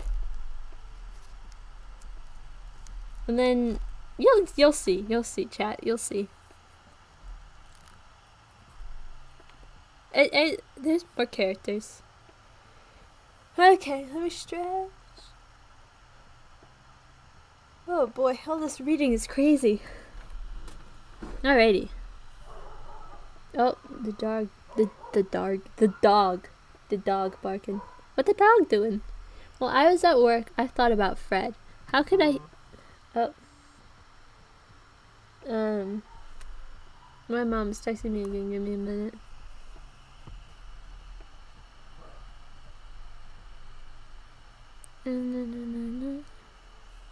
Okay. Bro, my mom keeps texting me. Okay. While I was at work, I thought about Fred. How could I help him? I wish I knew. Okay. While I was cleaning up someone's locker, I overheard people talking in the principal's office. Excuse me. This wasn't uncommon. After all, it was only around 6 o'clock. It was what they're talking about that caught my attention. Okay, I thought it was later at night, but apparently it's only 6 o'clock when she's there. What are we supposed to do? A woman asked from inside the room. I was about to move on when I heard the reply. I'm not sure, a man admitted. I guessed that he was the principal. I hadn't previously known that he was still attending school. At that, I knew they were talking about Fred. Yeah, why would you know that they were talking about Fred, though? I crept closer so that I could listen better. I knew that it was none of my business, but I wanted to know what happened to Fred. Should we call his mom? The woman asked. I almost yelled, but covered my mouth. I will not give away my position. Ooh! Hold on, my mom's texting me. Yeah! Sorry, just some school-related stuff. I think so, but I doubt he's going to come back anytime soon, the principal said. Alright, I'll go call her, the woman said. I darted away from the doorway, going back to cleaning the lockers. As the woman walks by, I can't help glancing at her. The first thing I noticed is her long blonde hair. She stopped as she realized I was looking at her. I quickly darted my eyes back to work. The woman shrugged and went back to walking to her office. I let my breath go as I finished with the lockers. After I finished working, I got onto the bus to go home. You won't believe this, a woman about my age said to what I guessed be her boyfriend. They were sitting a few seats in front of me. What? The boyfriend asked. Turns out that kid that ran away a couple days ago. Turns out that kid ran away a couple days ago. You saw that story, right? She asked. Yeah, I saw it. Yeah, I saw it, he replied. Well, it turns out that kid, Fred, I think it was his name. You can't put a minor's name in a news story? That's illegal. Why do they gotta be doxing him like that? He's a child. That's illegal. You can't put a minor's name in there like that. I know this because I took a journalism class. Or at least a child. I don't know if it's a minor. I think it's a minor. Though, like, even a 17-year-old.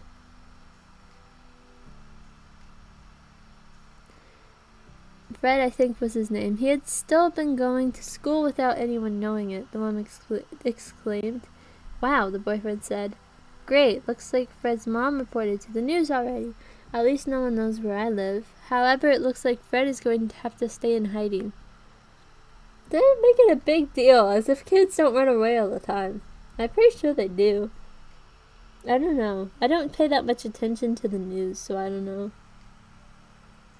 But them saying his name is very eyebrow raising.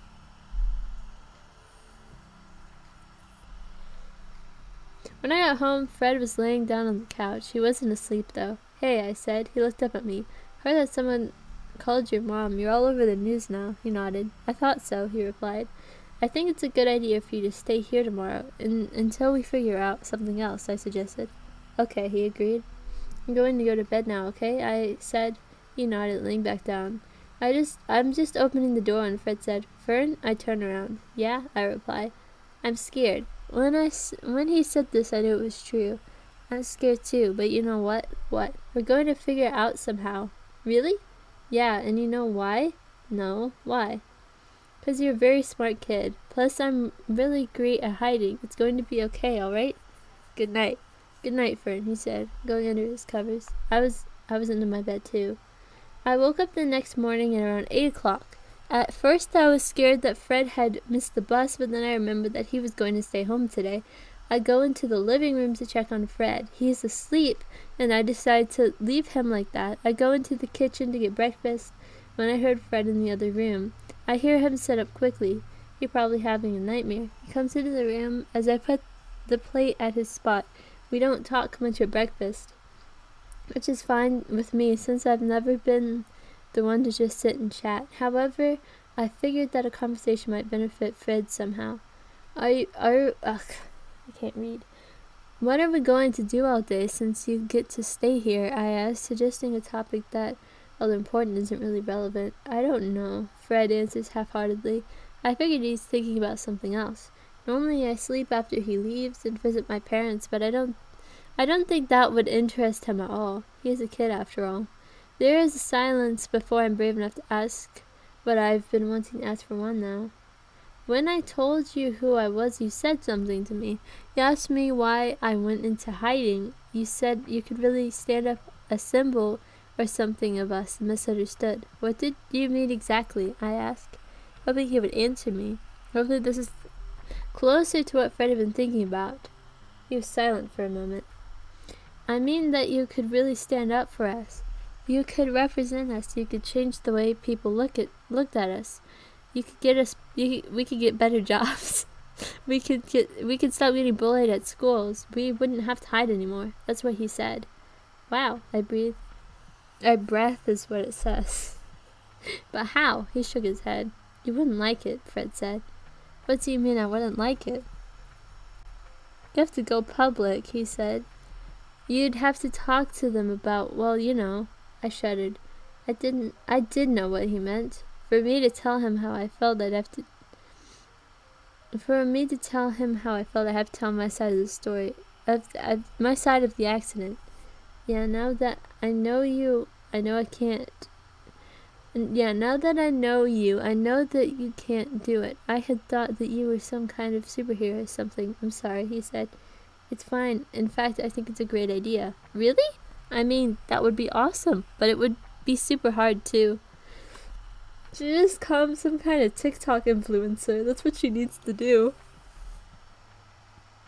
Ooh, you know, she could become a YouTuber.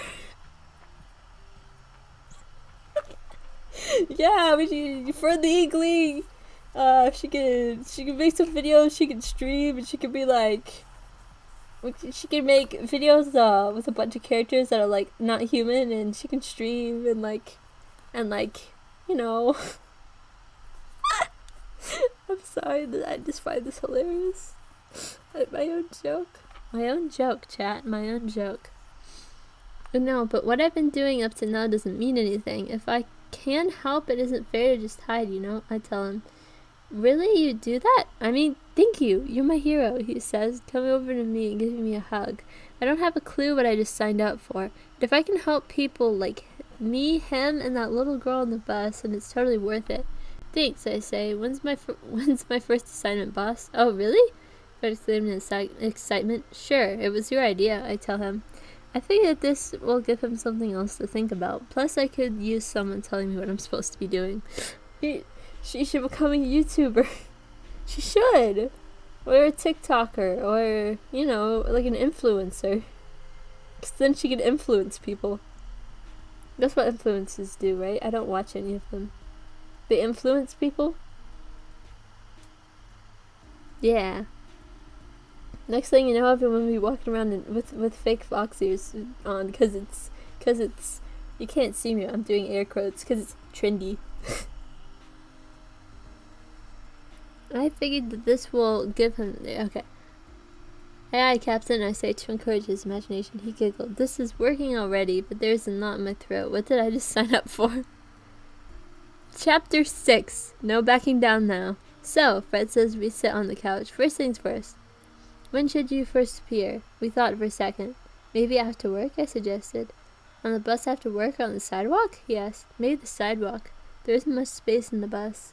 What do they mean by appear? Just make sure they don't see you go inside the apartment. I don't want them to find me. Not yet, anyway, he said. I understand, I say. What? How are you going to appear exactly? Are you going to take your hood off? No, I shudder. Alright then, are you going to tell someone your name randomly? That doesn't seem natural. I was thinking that you just are suddenly there living like a normal person. Wait, I have a better idea. What? What if I go to a normal job like a normal person? Yeah, like a normal person. Like go work at a restaurant or something. Then people would see me and I wouldn't have to do anything drastic, I explained. Good plan. However, being only 8 years old, I know nothing about job interview stuff. You'll have to figure out this poor kid is 8, bro.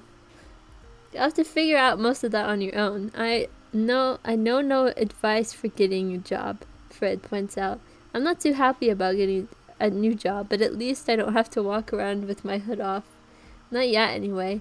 Hopefully when I'm done, I won't be afraid anymore. I agree that the first sighting should be casual. Plus you need to work up the courage to appear with your hood off, he agreed. I nodded. How soon should this plan take action, I asked. I would say as soon as possible. It would be nice for you to go on the news at the same time as me. That would be an interesting parallel, he explained. I nod. That makes total sense. You really are smart, Fred, I tell him. How about we go look at possible jobs? How does that work exactly, he asked. Not sure, but a lot of places have signs that say hiring usually. I expect you can just walk in and say that you're interested, I say. Honestly unsure of how the hiring thing works either, bro. It's rough. I don't really know how it works, and I'm an adult. My foster mom knew someone at the school. That's how she helped me get the janitor job. She was really nice, but we weren't close. I heard the most then. I didn't have a thought of friendship in my mind at the time. Do you want me to come? Fred asked. I thought for a second. It might be better if you stay here. They're still looking for you, I reminded him. He nods. Okay, I was just asking. Tell me how it goes, okay? He says. Sure thing, I say. What do you want to do while I'm gone? He shrugs. I'll figure it out. Good luck, he says. I nod and then exit the apartment. What am I doing? This is way too far. I mean, helping Fred is one thing, but helping every misunderstood person in the world? Wow, and to think last week I didn't want to make friends. Now I have an 8-year-old runaway living in my house. It's only been a week? That's crazy. I'm on a mission to reveal myself to the world in order for people to understand the misunderstood. I shudder. I ponder over the things as I hop on the bus. I'm telling you, she just become a TikTok influencer. That would work. That would work. Don't you think that would work, chat? I don't know. Now I'm meaning you here. It's alright if I'm just reading this myself. It's chill. It's chill. Hold on, my bird was a bit of a break. Okay. When I arrive, I look inside the shop. There are people there, but not too much. Oh, wait. Sorry, I skipped a paragraph. On the bus, I look out the window to see if I saw any now hiring signs. The first one I find is the little coffee shop that I saw the man walk in. The one that I had thought was following me. I get off at the next stop and walk over there. When I arrive, I look inside the shop because for some reason all my characters work in restaurants or coffee shops. The amount of people that do, and the boss is either like a father figure or like mean.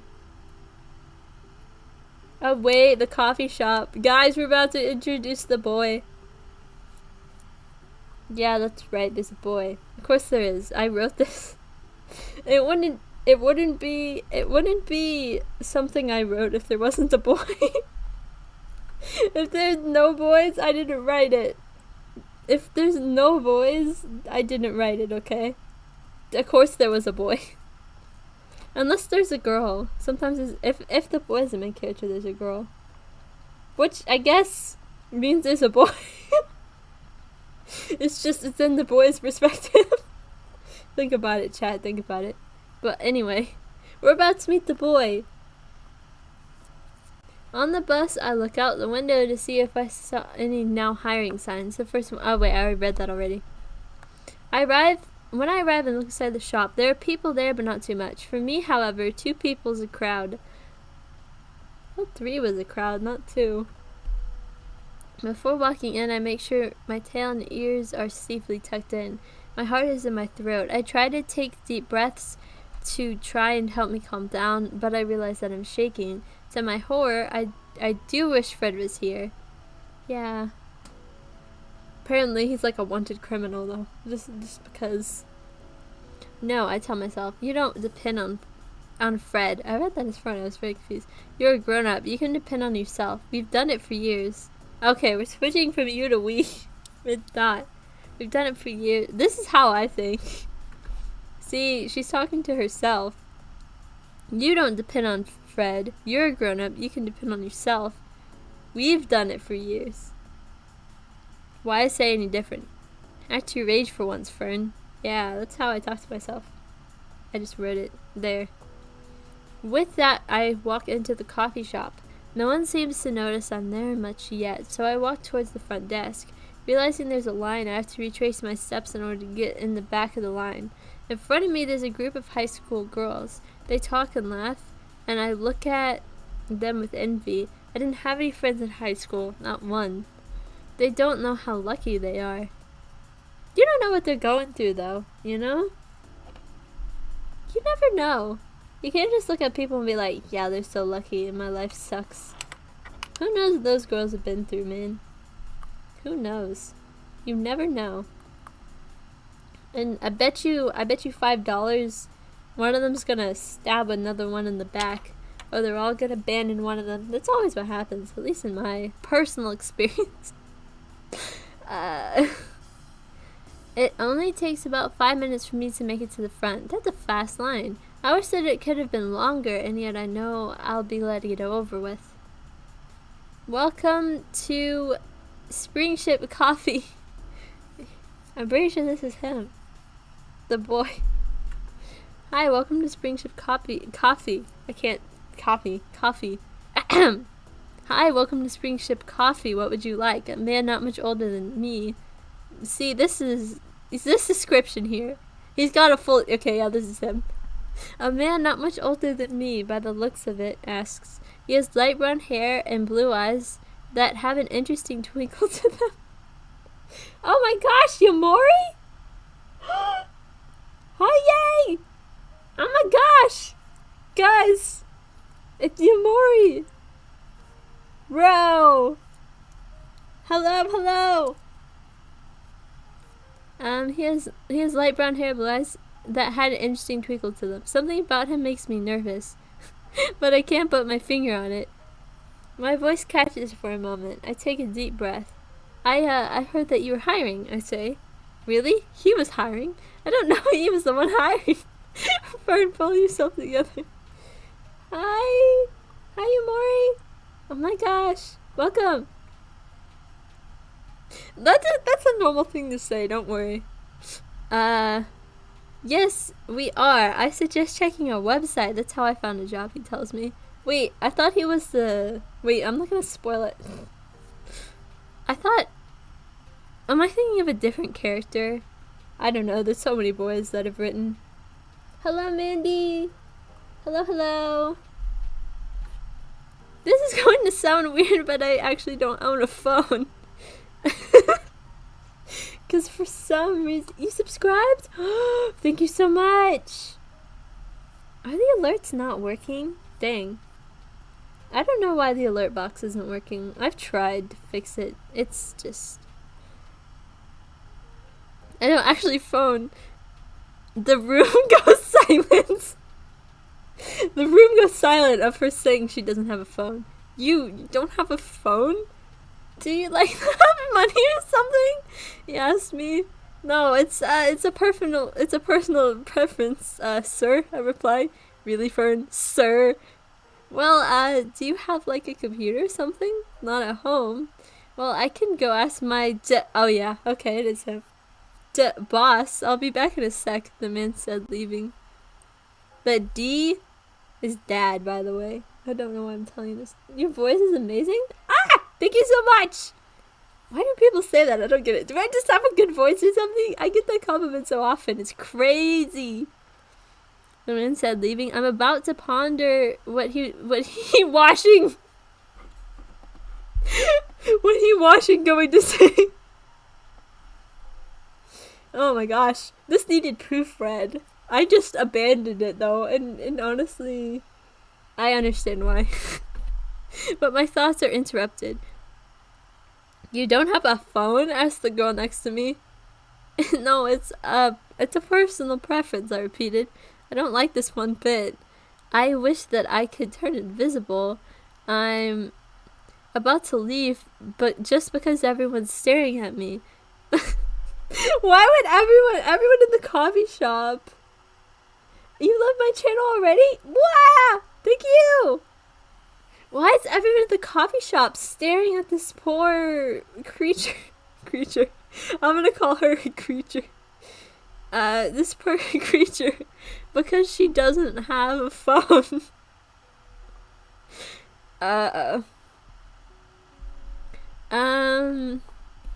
Let's just imagine you're in a coffee shop and you say you don't have a phone and just the entire place just stares at you. Bro. I want to go to a coffee shop now and say I don't have a phone and see what happens. I have a phone obviously, but like I want to see what would happen. I'm about to leave just because I've been staring. When the man comes back, he's holding a piece of paper and pen. Could you write your name and some form of contact on this piece of paper, please? He explained. Your address is fine. I don't want to give him my address with my name. If I did, I would have to move. But then he wouldn't have your address. If you're famous, remember me? Oh, thank you. I will remember you. I won't become famous, though. The current trend is telling me I won't become famous. That's fine. Could you write your... Okay. Okay. I do have an email address. I need it for work, and I'm sure that I can access a computer at Springship Elementary School. She's just gonna use the computers. She's gonna use the school computers. So I write, Fern, I don't know how to pronounce that, foxy@digitalmail.com. Despite the fact that I do have a last name, no one can pronounce it because it's in Fox. That's why I can't pronounce it, chat. That's why I can't pronounce it. It's in Fox. That's why they simply call me a Fern the Half Fox. I hand him the paper because that's the title of the book, Fern the Half Fox. I hand him the paper. I can tell just by looking that my hand is shaking. The man takes the paper and looks at it. He gasps. He gasps, everybody.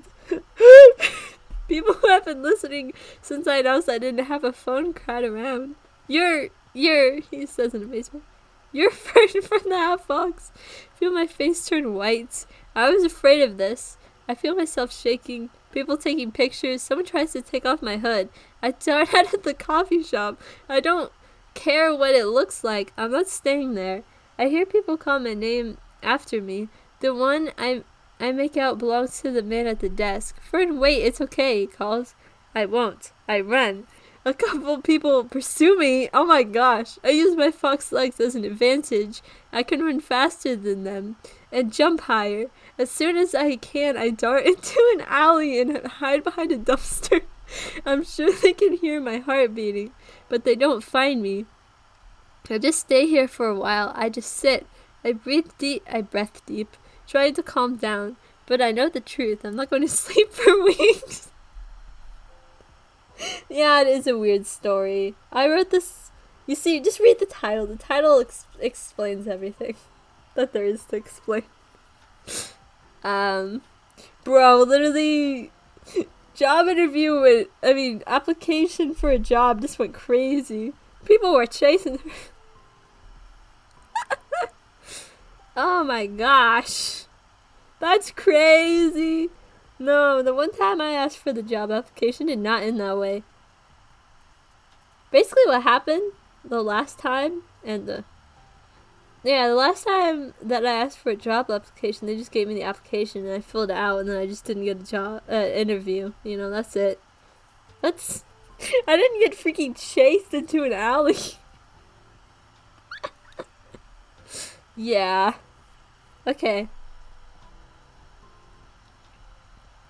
Okay, finally calm down enough to stand up and walk over to the bus stop. I reflect that those who saw the incident at the coffee shop will recognize my clothing.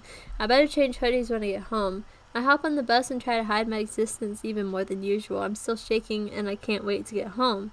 Finally, I'm home. I slip in the door as quickly as I can, closing it behind me.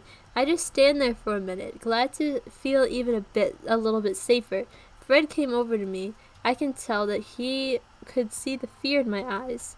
You're on the news, he told me. I nodded. I know, I managed to say weakly. My voice was caught. I was so frightened even now. You're shaking, he said, putting his hand on my arm. I nodded. He looked in my eyes. Maybe this was a bad idea, he suggested. I agree. Alright, this concludes chapter 6. Bro, this story is wild. This story is on another level. This story is crazy. Bro, this story crazy. You know, just because of this, I'm gonna read another. Maybe I should post. I'm gonna post a video of me reading. It's just a short story. Probably like 15 minutes long. No, or 30. I don't know. It wouldn't be stream length. But I want to post I want to post a video of me reading my most recent work just so y'all know what I write like now. I don't write like this, I swear. Chapter 7. The People That Care. Yeah, it's crazy. It's crazy. The story is absolutely insane. Alright. We're continuing. Chapter 7. There's 20 chapters, by the way. I don't think I'll finish it. Even though both me and Fred suspected that this whole me being simple thing is a bad idea, we don't really have a choice now. That afternoon I checked my email. I had received an email from Springship Coffee. It read, FERN, thank you for considering Springship Coffee as your next job. I apologize for the incident at the shop. Oh, it's not an automated message. That's neat. And I'll have you know that those people were the customers, not the employees. I have no control over the customers. I will have you know that your experience working here will be a lot better. She'll have to interact with the customers, dummy. I apologize for what happened, and I hope that you are still considering Springship Coffee as a job opportunity. Please email back if you're still interested. Peter Habsburg. I just stared at the email for a moment. He apologized? He is sorry? Maybe I will take this interview after all. This hasn't happened to me since Fred, when he knocked me over with his bike.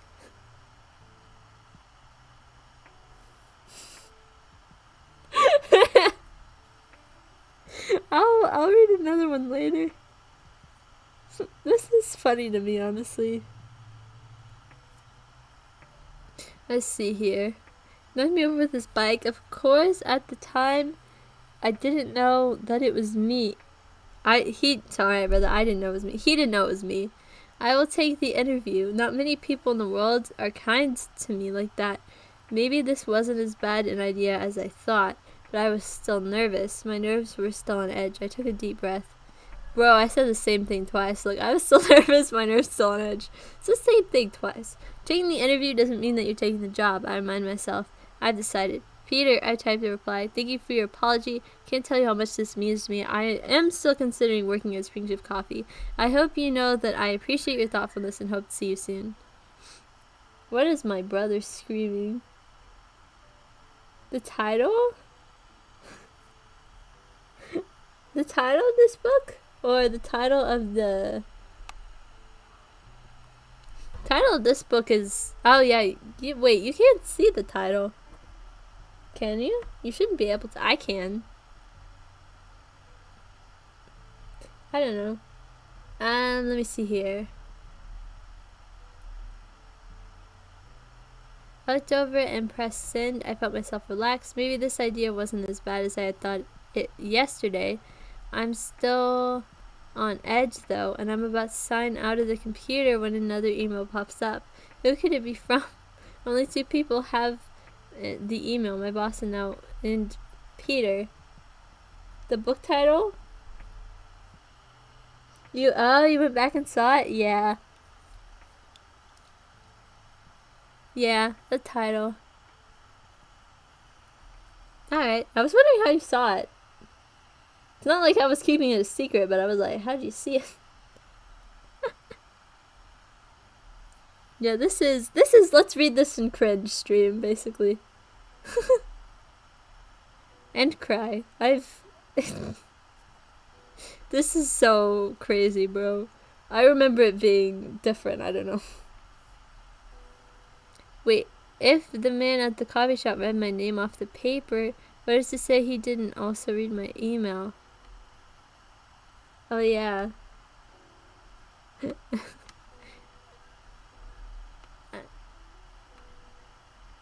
I think he would read, read the email. I'm about to delete it when I stop myself. He knows my secret. It's probably best to see what he has to say. Thinking of things I open. It's not that much of a secret anymore if you're on the news. It reads, Dear Fern, I am deeply sorry about my behavior earlier. I have you know that I didn't mean any harm by it, and I'm not supposed to copy down your information. Turn me in if you like, but I had to apologize. I hope that my stupid mistake will not keep you from getting a job.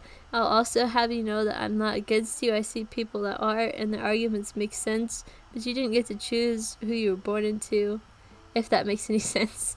I put the facts up behind when it comes to you, and now you have my email if you ever want to, I don't know, contact me or something. Again, I'm really, really, really sorry. Sam, the guy from Springship Coffee. Yeah, that's the boy, in case you're wondering. If it's not clear. Wow, 2 apologies in an hour. This never happens to me. I consider replying, but what would I say? I would say that I forgave him, but the thing is, I'm not good at the forgiving stuff. I have to say though, I am less angry at him now. If all the employees at Spring Gym Coffee are like this will be an awesome job. I have to remind myself that I might not make it past the interview. I'm no good at speaking out loud, especially when I have my hood off, which will have to be the case in such a formal setting as an interview. Yeah, you can't walk into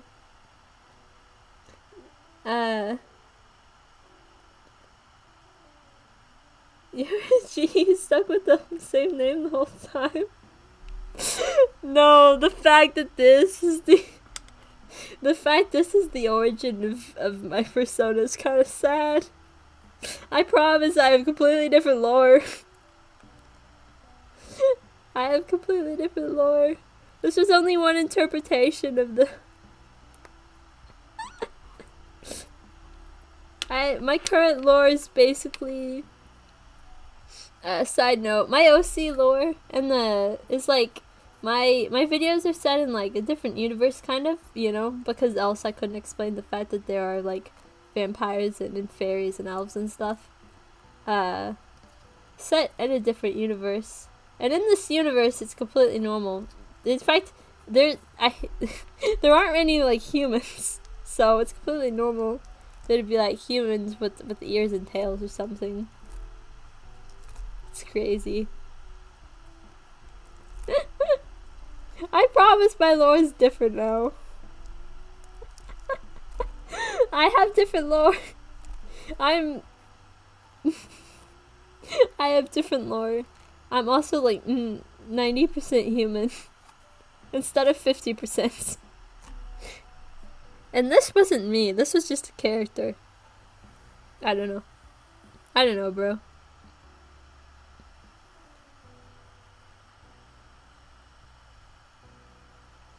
Okay. Alright, I felt like I should reply though just so he knows that I read the email. Something simple, something that doesn't promise anything. It just says that I read the email. This is me texting. Oh shoot! Bro. Somebody texted me the other day. Good. Yeah, exactly. Someone texted me on like Monday to ask me if I wanted to get coffee. I forgot exactly what she said because I didn't read it that closely. And I don't know how to say no, so I haven't replied. It's been like 2 days. Chat, how do I tell her I don't want to hang out with her? And politely. I don't like her. How do I tell her I don't like her? How do you politely be like, actually no, I don't want to hang out with you. Go bother someone else. How do I politely say that? I don't know how to politely say that. I only know how to say it like that. I'm so bad at texting, bro. It's been 2 days. I still haven't replied to her. Why did I even give her my number to begin with? That was dumb of me. Anyway, I'm getting off track. Sam, I write. Thank you for your thoughtful apology. It means a lot, Fern.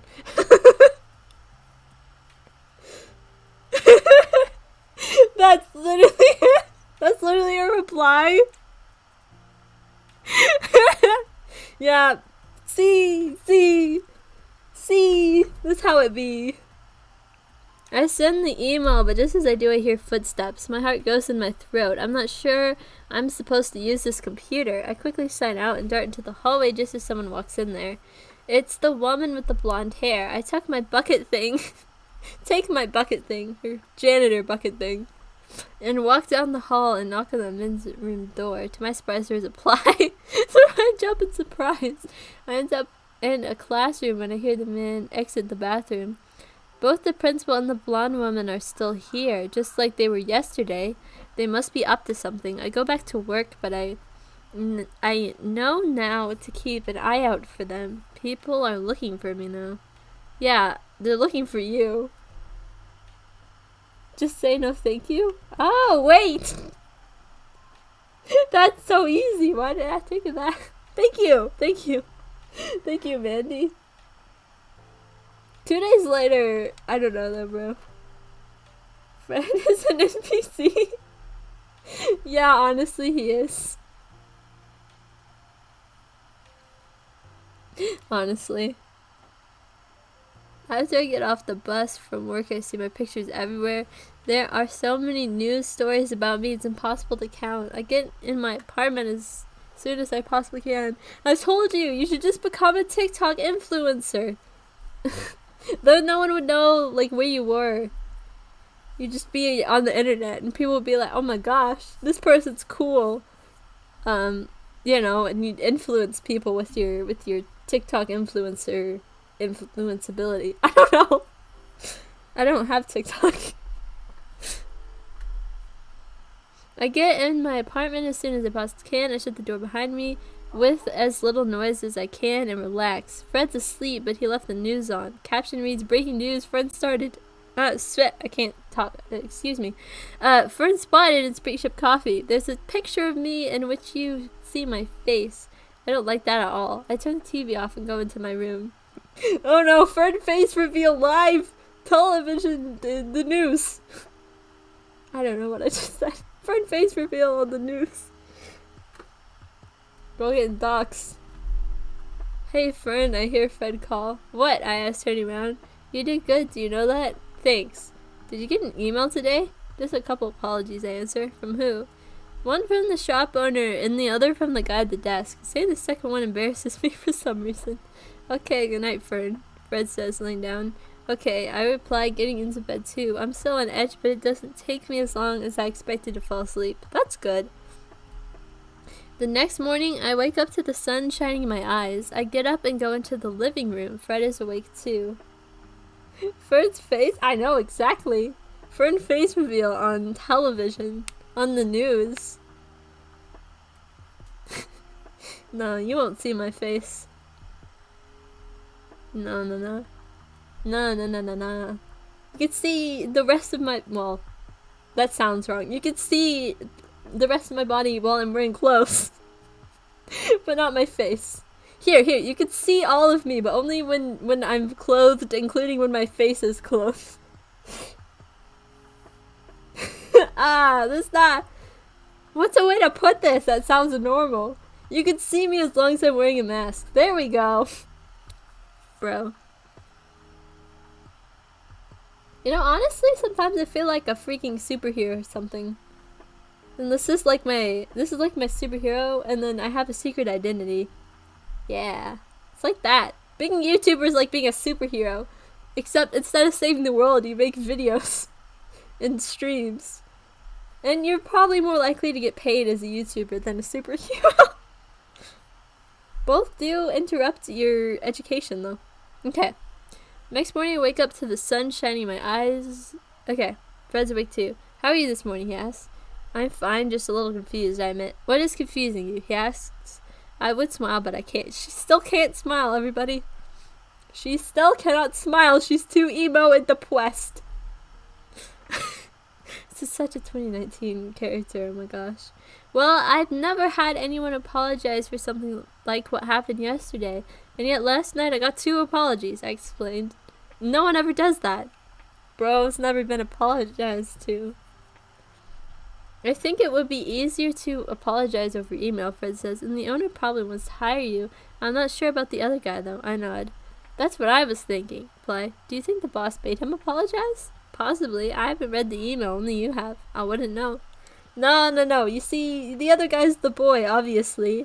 See, obviously he likes you. My internet? Oh, I'm sorry. Because, you know, it wouldn't be a book I wrote without there being a guy. I'm trying to think of one and I can't. No, I can't. All my books have guys, or the guys are the main character and there's girls. Anyway, that's not the point. There's always a guy, that's my point. There's always a boy. There's always a ship.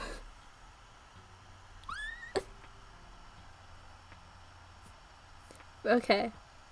Possibly, I haven't read okay. For some reason my mind hopes that's the case. The rest of the day, me and Fred just kinda hung out. We're still both pretty awkward and wary, but since the other understands that it isn't that bad. Friendship goals right there. My story runs on the news for many days after the incident. They run it so much I think that everyone is bored of it. I think that it's been 3 days ago that I was discovered and read the apologies. Today I find that I have an email. No. It's not cute. No. Okay, here's the thing about my laugh. My laugh is having an identity crisis. No, wait, I'm having an identity crisis. My laugh, every time I laugh, it sounds different. At least normally. Sometimes I'll laugh and it's like sometimes I laugh like sometimes I laugh like sometimes I laugh like No, that last one was real.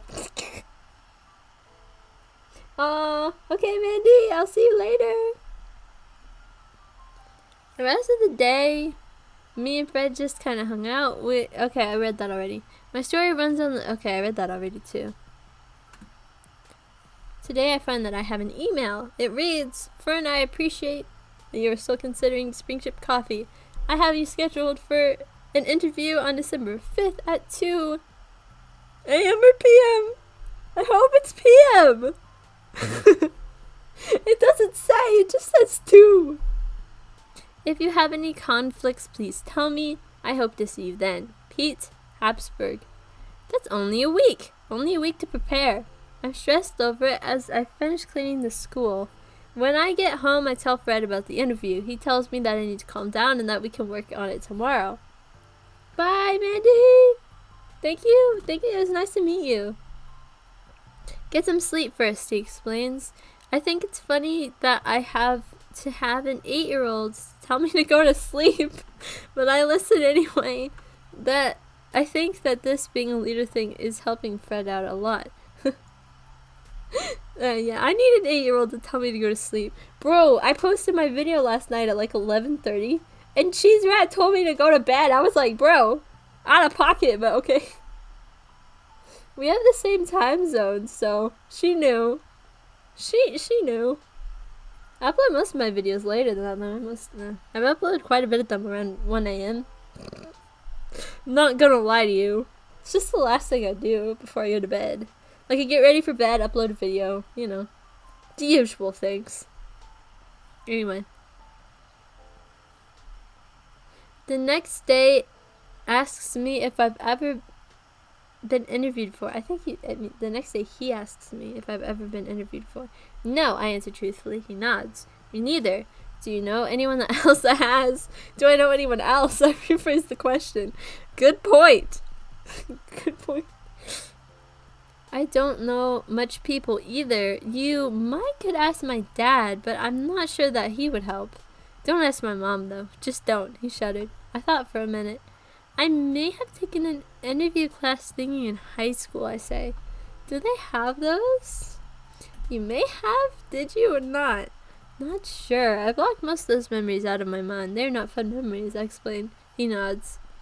I need you to remember, though, for the sake of all of us misunderstood. I believe in you, he tells me. I think back.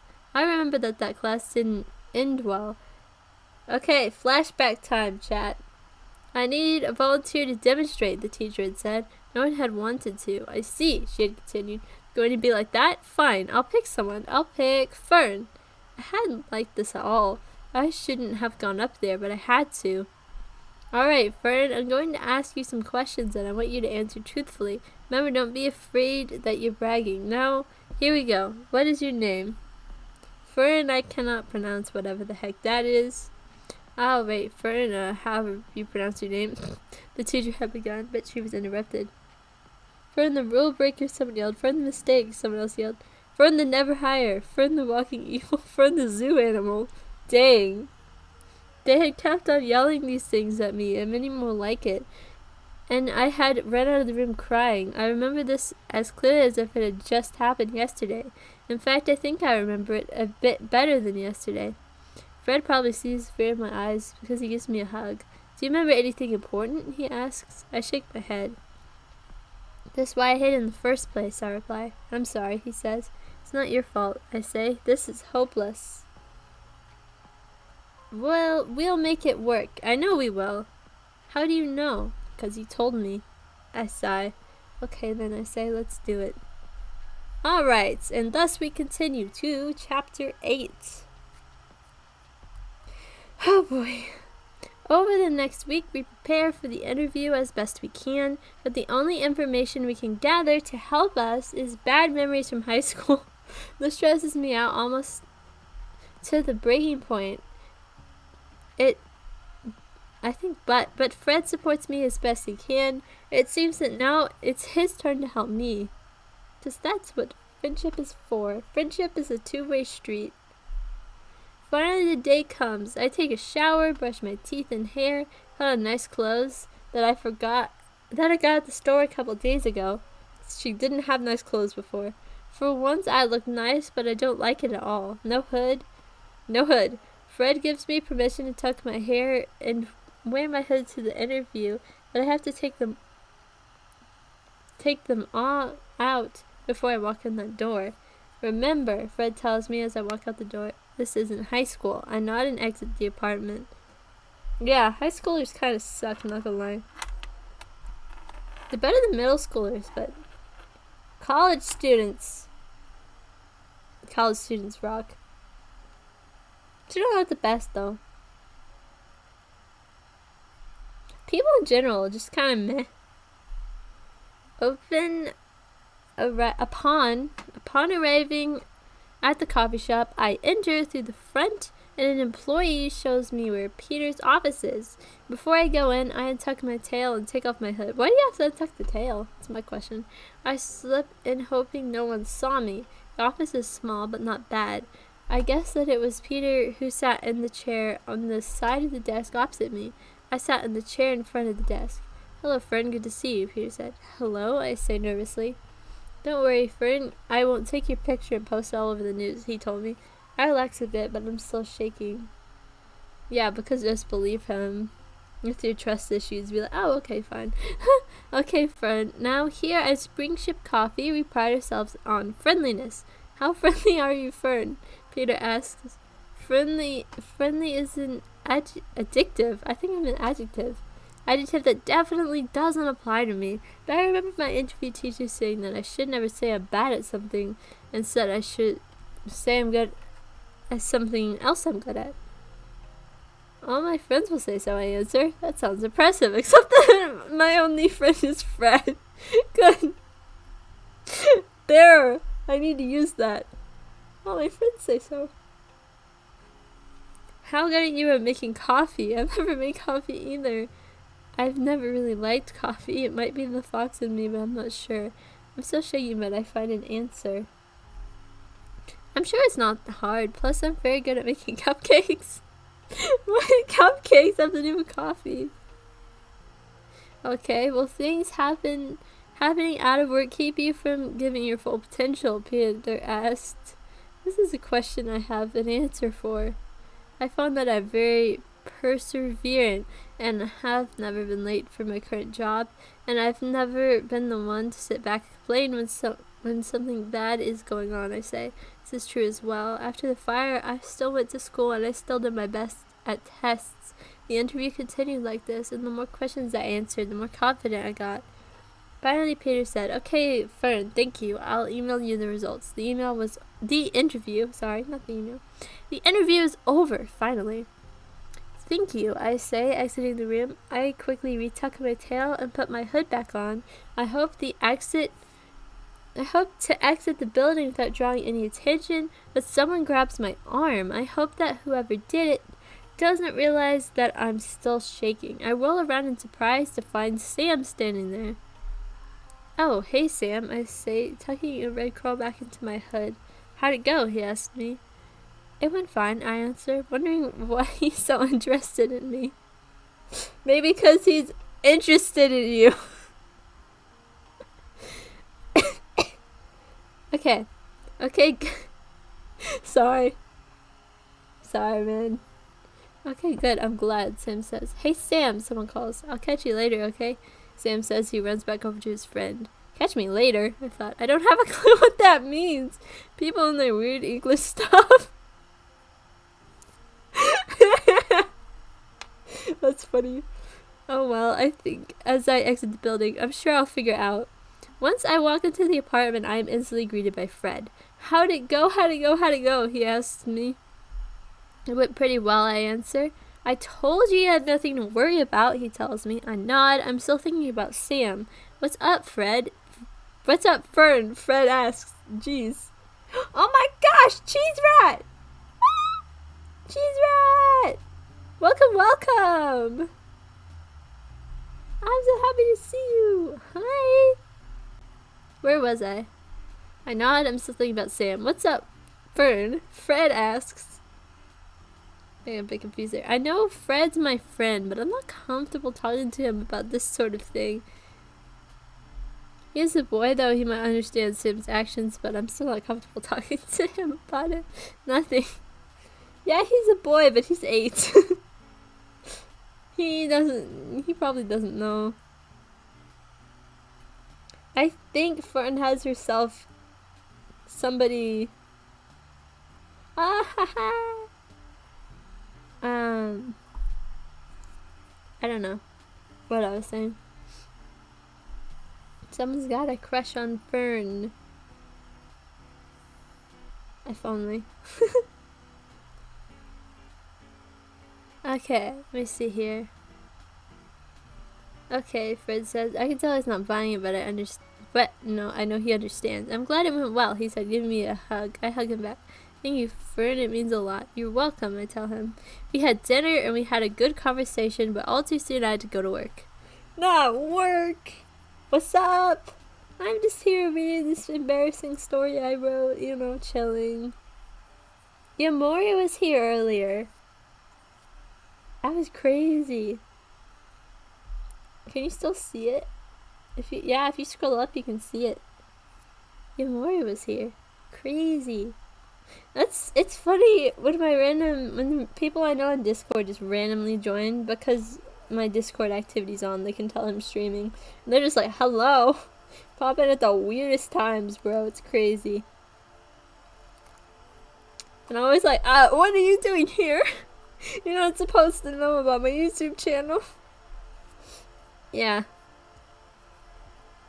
Work was fine, and it was encouraging to think that I might not have to do this anymore.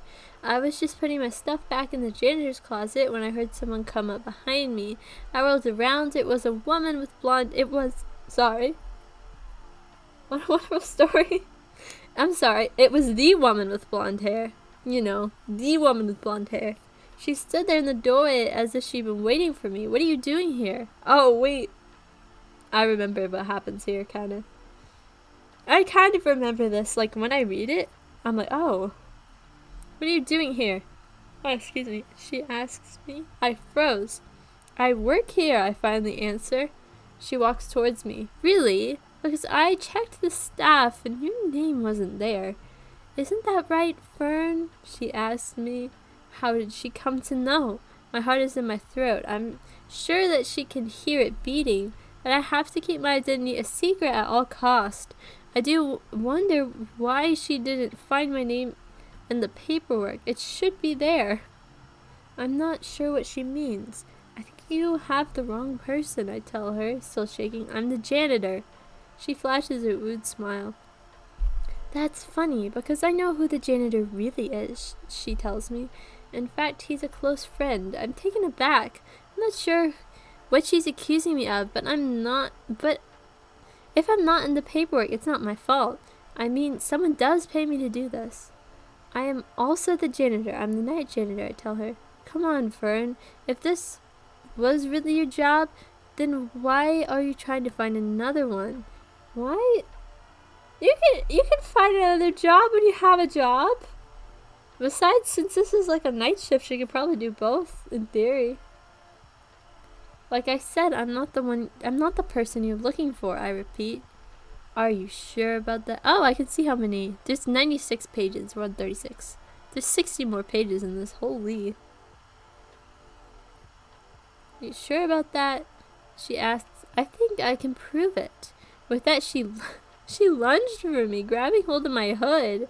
I know that if she pulls it off, I'm done for. I yelp in surprise. Let me go, I cry. This has got to be illegal or something. The amount of times I've said this in this story is kind of funny. You're the one breaking and entering. That's the wrong... Breaking! That's like car breaking. You're the one breaking and entering, the blonde woman replies, yanking at my hood. I'm not! I work here! I replied, grabbing her hand. Sorry, I could only stay for a little bit. Bye-bye. Oh, no! Cheese Rat, don't leave me again! Bye!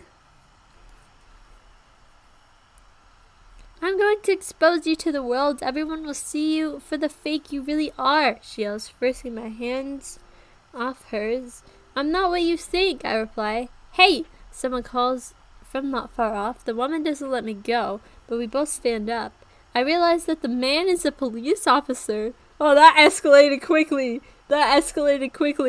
Put your hands on your head where I can see them, he says.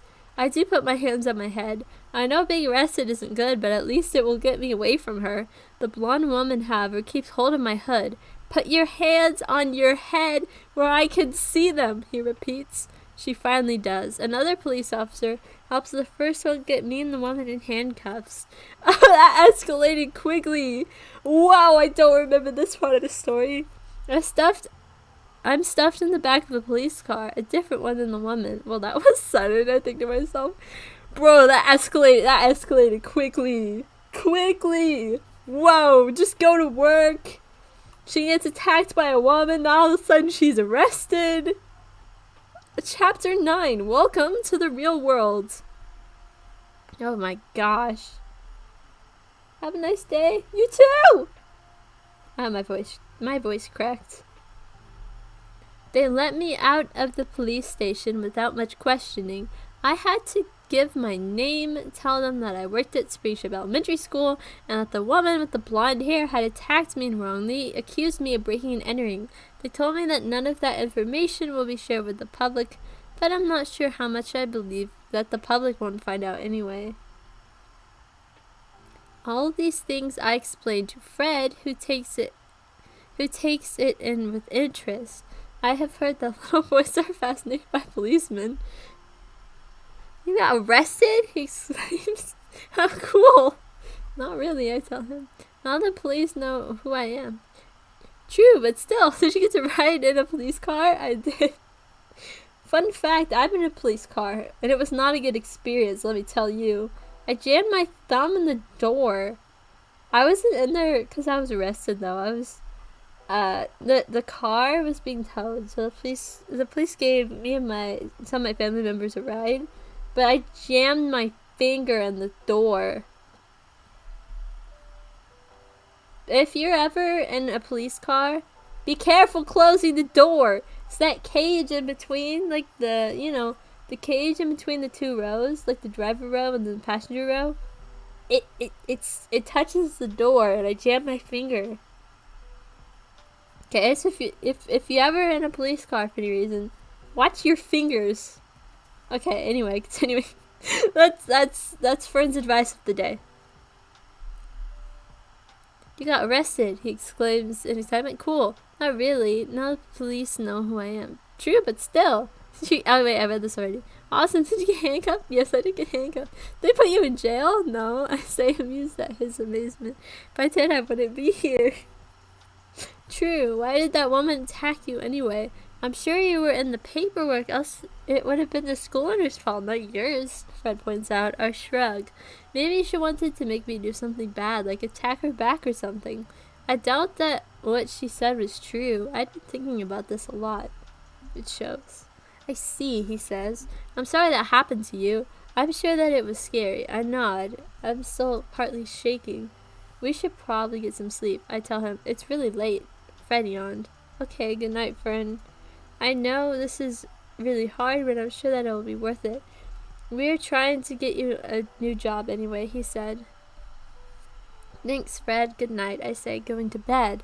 I woke up to find the woman with blonde hair staring over me. She was wearing the jail clothes, and there were broken handcuffs on both her wrists. I yelled for Fred, but it's no use. We're dreaming again, aren't we? No use calling your friend. I already turned him in, she told me. I know that it's illegal to have do you know that it's illegal to have a runaway kid in your house? I thought what you were doing at work was wrong. You do know that these computers aren't yours to use, right? Suddenly I hear helicopters in the air above my house. They're here for me. They're here for me, she tells me. But when they find me, they're going to find you. With that, the woman grabs my wrist and yanks off my hood. I scream, but there's no use. SWAT teams break into my house. Every dream she has is somebody breaking into the house. SWAT teams break into my house and grab hold of us. I try to put my hood back on, but I can't for some reason. I try to tell them I'm innocent, but they don't listen to me. I scream out in terror, but they ignore me. Suddenly, I wake up to find that I'm still in bed. My hood is off. I pull it back down, shivering from the dream. Fred came into the room. You okay? He asked me. Yeah, I replied, just a nightmare. That's what I thought. You kept screaming. I tried to wake you up, but you just kept screaming. I decided better to leave you alone, he explains. Thanks for trying to help, I tell him. He nods. For some reason, I feel a strong urge to visit my parents today. Maybe because I haven't seen them since Fred got the black eye. How's your eye today? I ask him. It's almost better, he tells me, but that doesn't mean that I'm going back to school. That reminds me of something. If this kid is going to stay with me, I should be the responsible adult around here. He should be doing some kind of school. No, you don't have to go to school, but it's important that you do school, I tell him. He looks at me with his head cocked to one side. What do you mean, do school but not go to school? He asks. When I was your age, I was homeschooled, I explained. I did school, but I didn't go to school. I always wondered how that works, Fred says. There are many ways to do it. There's online school. Some homeschoolers meet once a week and get their homework for an entire week. As for me, my parents bought me school books and books and I did them by myself. Mom helped me when she got home if I needed it. I was surprised to learn that my dad's intelligence didn't exceed 2nd grade. Yeah. Honestly, that's impressive for a fox. Could you read at 2nd grade? He giggled. You mean that I'm smarter than your dad? Yes. Not exactly. There wasn't an elementary school for foxes, I tell him. You do know more than my dad, though. Where did you get the books, though? Wouldn't you have to go to the store and buy them? What if they found out that it was you? I'd be ruined, Fred says. And you, of course. You'd be ruined, too. Don't worry about it, I tell him. I do have to go to the store even if you weren't here. I'm running out of bagels. Can you get something else besides cold bagels and microwave stuff? He asked me. I shrugged. Maybe, but I don't have an oven. Talk about low maintenance living, Fred breathed breaths. You don't have a phone, you don't have a computer, you don't have an oven, you don't even have a toaster. I feel like smiling, but I can't. She can't smile, guys. She's that emo. I make sure that I'm wearing different clothes when I walk out of the door to the bus stop. I hide my face as much as I used to. Avoiding anyone walking towards me on the street, I slip into the bookstore. There's barely anyone there. I check out some third grade books, making sure not to make eye contact with the cashier.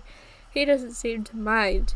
As I'm exiting the building, I feel the urge to visit my parents again. No, wait. I check the time on the nearby clock. I've only been gone for half an hour. I should be fine for a little while longer. I hop on the bus and ride it all the way to my parents. On the bus, I notice that all the Christmas decorations are up. Oh, the Christmas decorations!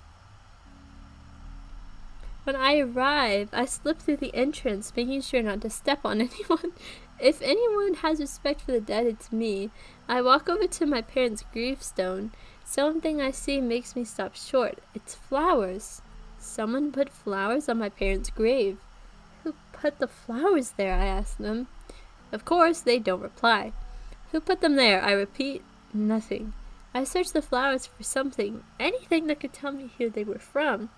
They might as well have been pulled from somebody's garden because there was no tag on them. The only person besides me that would ever do that is Fred, and I know he didn't do it. Is that true? Fern, I hear someone say my name. I whirl around in surprise. Oh, we have a cliffhanger! Dang, cliffhanger. Alright, chapter 10, here we come. Might be the last one, because it's getting kind of late.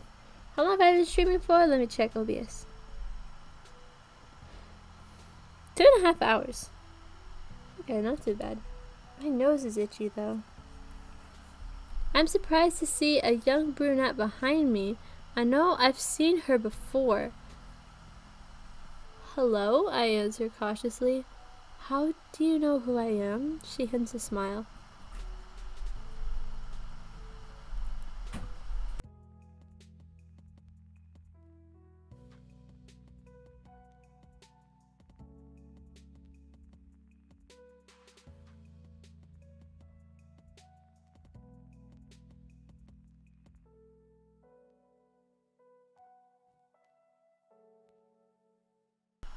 Okay, sorry about that. My sister came in. Alright.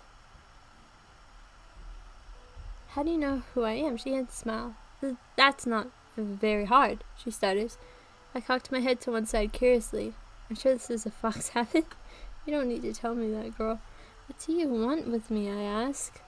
I would be more afraid of her, but I have a feeling that she isn't one of them. She stutters. She must be one of us. She might have... One of who?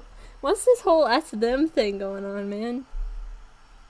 She might have been the person who put the flowers there. No, nothing really. Just wanted to say hi, she stutters. I happened to be passing by. She shoots me a sly look. Of course, of all places to find me, this is an obvious one. Are you the one who put the flowers there, I ask. No, she answers. They were here when I got here. Really? I ask. She nods. Any idea who put them there? How would I know? It could have been anybody. Was there anyone leaving when you came?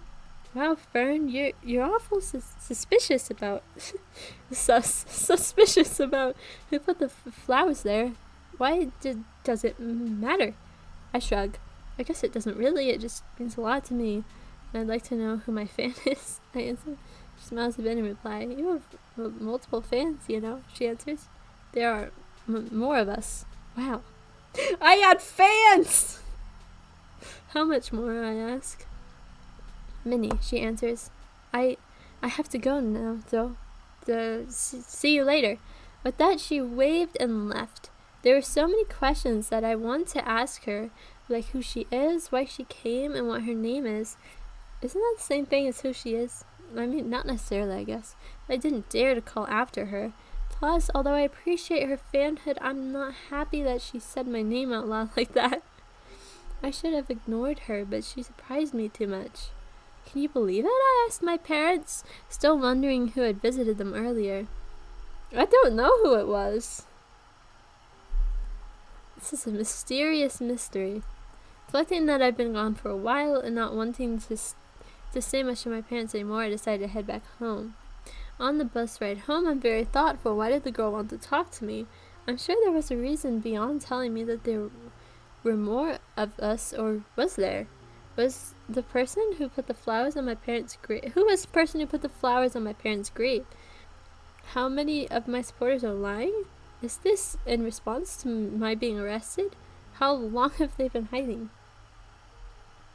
When I open the apartment door, I am still bewildered, but have to take my body off autopilot now. Hey, Fern. I hear Fred call, coming to greet me. Hi, I reply. Simply closing the door behind me, I set the books on the nearest table. Did you finally have a trip outside that didn't result in your discovery? Fred asked me probingly. It's strange. It's like he's the older one and I'm the younger one. Not exactly, I tell him, sitting down on the couch. Do tell, he replies, sitting down next to me. Well, there was a woman and she knew who I was. It was strange, I explained to him. About my followers, the woman who stutters, and how she said there were more of us. More of us, he breathes. You mean that there are other people like us? More who want a better life, but are scared to take it? Yeah, there's a lot of people like that, bro. How many do you think? She said many, but her, you, and me are the only ones I know of. Unless I reflect on the people I've seen in my life. The girl with her dad on the bus, for example. Maybe when they hide, they're hiding from everyone. I don't think that's a... Maybe when they hide, they are hiding from everyone. I don't think that there's a convention or something. I mean, if you hadn't run into me on your bike or hid in the bathroom, I wouldn't know you. I would still be living the lie that I'm the only one. Wait, Fred exclaims. If we thought we're the only ones, maybe they think that too. I always looked up to you because you felt like a symbol to me that told me I wasn't the only one. Maybe you are like that to them too.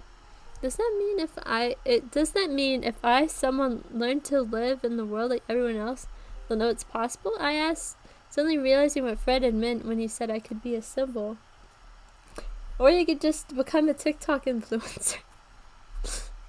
That's what I've been trying to tell you, he tells me.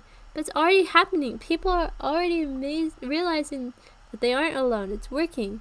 All that stuff that you suffered is worth it. This doesn't really make sense to me, honestly. Wow, I breathed. You were right. This was a good idea. He grinned. Not many people are willing to say that to me, he says, probably feeling flattered. It means a lot. And not many people say that to me, I tell him. He grins. Now how about those books? Chapter 11. A new thing. A new thing? What's that mean? I helped Fred learn how to use his school books. Books. Why do I keep saying bucks instead of books? We ate dinner and then I had to go to work. I walk into the building cautiously, especially after last night. I'm scared of what might happen to me. I can feel my ears pricking up on high alert from under my hood, and all my fur is standing on end. I jump as I feel something brush up against my whiskers, but it turns out to just be my hood. I take a deep breath and walk over to the computer. I'll do that first, just in case she's waiting for me again. I log into my email, but there's an email waiting for me. I open it. It reads, FERN, thank you for considering our coffee shop as your new job. I appreciate that there are no hurt feelings, and I enjoyed getting to know you in our interview a couple days ago. I decided to put you in training under Wendy. She's sweet and energetic, and I don't think that she will cause you any problems. I hope to see you on Monday. Peter Habsburg. P.S. Please tell M if you have any problems with any... I think that's supposed to be me. Please tell me if you have any problems with any of my employees, but remember I can't control the customers. Yeah, customers are kind of, customary. This email brings two strong feelings to my mind. I get the yes, I did it feeling, and the oh boy, I can't do this feeling. Yeah, I know that feeling, bro. I sent an email to my boss here to tell him that I'm taking a new job. I hope that she won't be offended, but after what happened last night, I'm sure that she understands. I'm both nervous and excited for my new job. This overall anxiousness teamed with my nervousness after last night caused me to shake. I cleaned up the school in good time though, and I'm glad that this is one of the last times I have to do it. When I get back home, Fred is asleep. Not he couch? I think on the... I don't know, Fred's asleep. I don't know what the rest of that sentence is. I feel something inside me as I look at him snuggled up in his blanket. It's like a warm feeling, and I haven't felt it in all my lifetime, at least not that I remember. After I did, and even if I did, never this strong. Maybe it's what a mother feels like, but how would I know? I've never considered getting married, and I'm against having kids. If I had kids, they'd be a little bit like me, and I don't want anyone to have to deal with what I'm dealing with, let alone my kids. Yeah, that's a good point. I don't believe that my parents shouldn't have gotten married. I believe that they shouldn't have gotten married. But I don't think they should have had me. That's just my opinion, though. I mean, they probably weren't planning on it. They probably didn't think that they could. And it wasn't always true, but it has been ever since they left. The warm feeling caused the ends of my lips to curve into a small smile. I forget the shaking as I look at him. And to think I did this. To think that when he got here, he couldn't sleep at night. To think that he was getting beat up at school, and now I'm giving him an education that is free from all those things. But then a thought comes to my mind. You know that it's illegal to have a runaway kid in your house? That's what the blonde woman had said in my nightmare last night. Is it true? What I'm doing right? Fred stirs. I tiptoe into my room, not as sure as myself as I had been a moment ago. Maybe with this new job I can support him better, and maybe somehow I can talk some sense into his mom so that he can stay home where he should be. These thoughts all swirl around in my head as I fall fast asleep. Da da da Da, da, da. Sorry, background music. After a couple more eventless workdays and a lazy weekend, I'm getting ready for my new job. I have only 2 full weeks before Christmas break. I haven't done Christmas since I left foster care, and even then it never felt like Christmas without my parents. I have a little friend now, though, who has been very supportive and is helping me out of the hole that I've dug for myself. I know I ought to get him something, but I'm not sure what. Yeah, get him something for Christmas. It takes some effort, but finally I'm out the door. Fred wishes me luck and says he'll be watching me if I'm on the news. I'm sure I will be. I'm dressed a little nicer than usual, but I still have on my hoodie. I have a feeling that they'll make me take it off, but I want to keep it on as long as possible. Excuse me. I notice how much colder, it is inside as I walk towards the coffee shop. Maybe it's because I'm dressed differently, or maybe because it's colder. Either way, my nose feels frozen by the time I enter the building. At first, no one lets me in the employee-only area, but I think it's just because they didn't recognize me. It's me, I whisper. It's Fern. Sam comes over to me. Sorry about that, he says, letting me in. You're good at hiding. Fern, Peter says, a little louder than I'm comfortable with as he comes out of his office. Welcome. Hi, Dad, Sam says to Peter. I hadn't known that Sam was Peter's son, but how would I have known? He hadn't written his last name in the email he sent me. Hi, son, could you help me get Fern here settled in? Sure, Sam answers. Good. Wendy, Peter calls. The same brunette that I saw when I visited my parents came up beside us. This is Fern. Could you help her out for a week or two? She nods. Maybe that's why she visited me and my parents, but I'm not sure. Peter goes back in his office while Sam and Wendy help me get settled in. As I feared, they make me take off my hood. The best I can do is put on a Springship Coffee baseball cap. How would you fit fox ears in a baseball cap?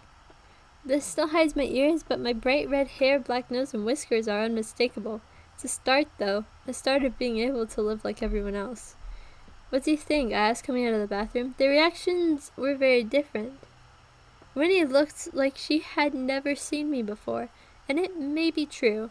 I don't think those pictures do my bright hair justice. Sam's expression is one I can't explain. He's wearing a warm smile and his eyes twinkle in the lights. His overall expression seems to be amazement, but amazement mixed with something else I can't say. Somebody's got a crush on you, Fern. Wendy doesn't say anything. I think she's afraid to. I think you look beautiful, Sam tells me when he sees that she won't reply. Wendy rolls her eyes. Boys, I hear her whisper under her breath. I cock my head to one side. Curiously, I think I'm missing something. Sam, someone calls, breaking the awkward silence. Gotta go, catch you later, Fern, Sam said. He always says that. Running up to the desk, Wendy giggles. What? I ask. Nothing, she says. I know she's lying. Come on, I say. What? Well, where do you know him from? That's all she asks. Sam? I ask, confused. Yeah, Sam. I don't know him. He emailed me once. Why do you care?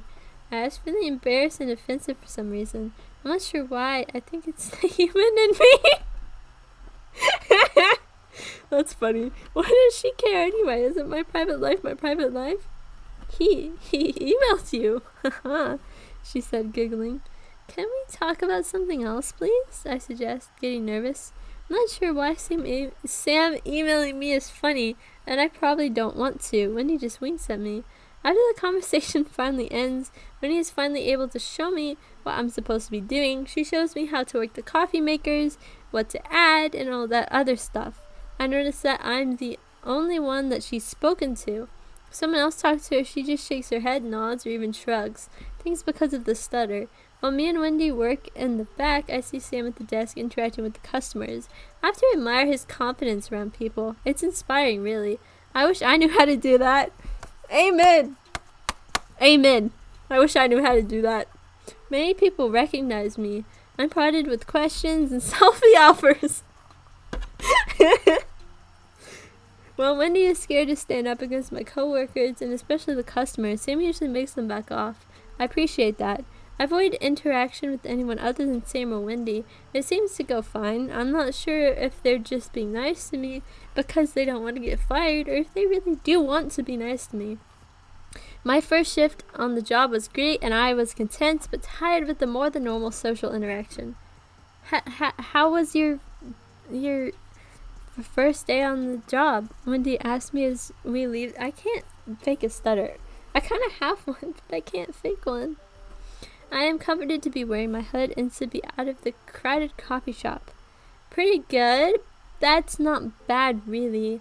Although I'm sure that it will be worse tomorrow, I would say. Wendy nods in agreement. It's quite the negative comment, Sam says from behind me. I jump, turning around.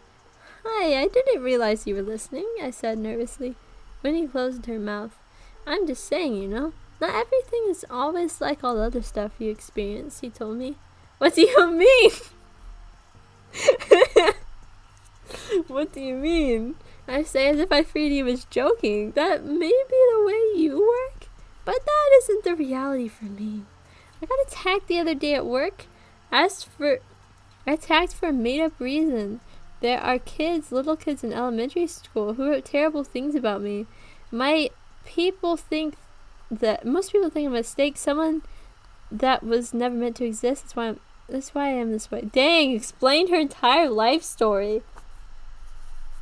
I thought you were supposed to have trust issues. Why are you telling him all this, bro? That's interesting. Then was surprised. Wow, I'm sorry. It's not your fault. Maybe this will be different. Maybe not everyone's like that. Yeah, now you're just making stuff up! Dang! Yeah, now you're just making stuff up. I'm not, I promise. I'll make Springship Coffee a good experience for you, even if it's the last thing I do. That was far out. I didn't understand. I didn't even know him, and he's already making promises to me. Hello? I am still here? When he said, despite the fact that she didn't usually talk to anyone other than me, Sam just looks at her. I do too. I don't understand what's irritating her.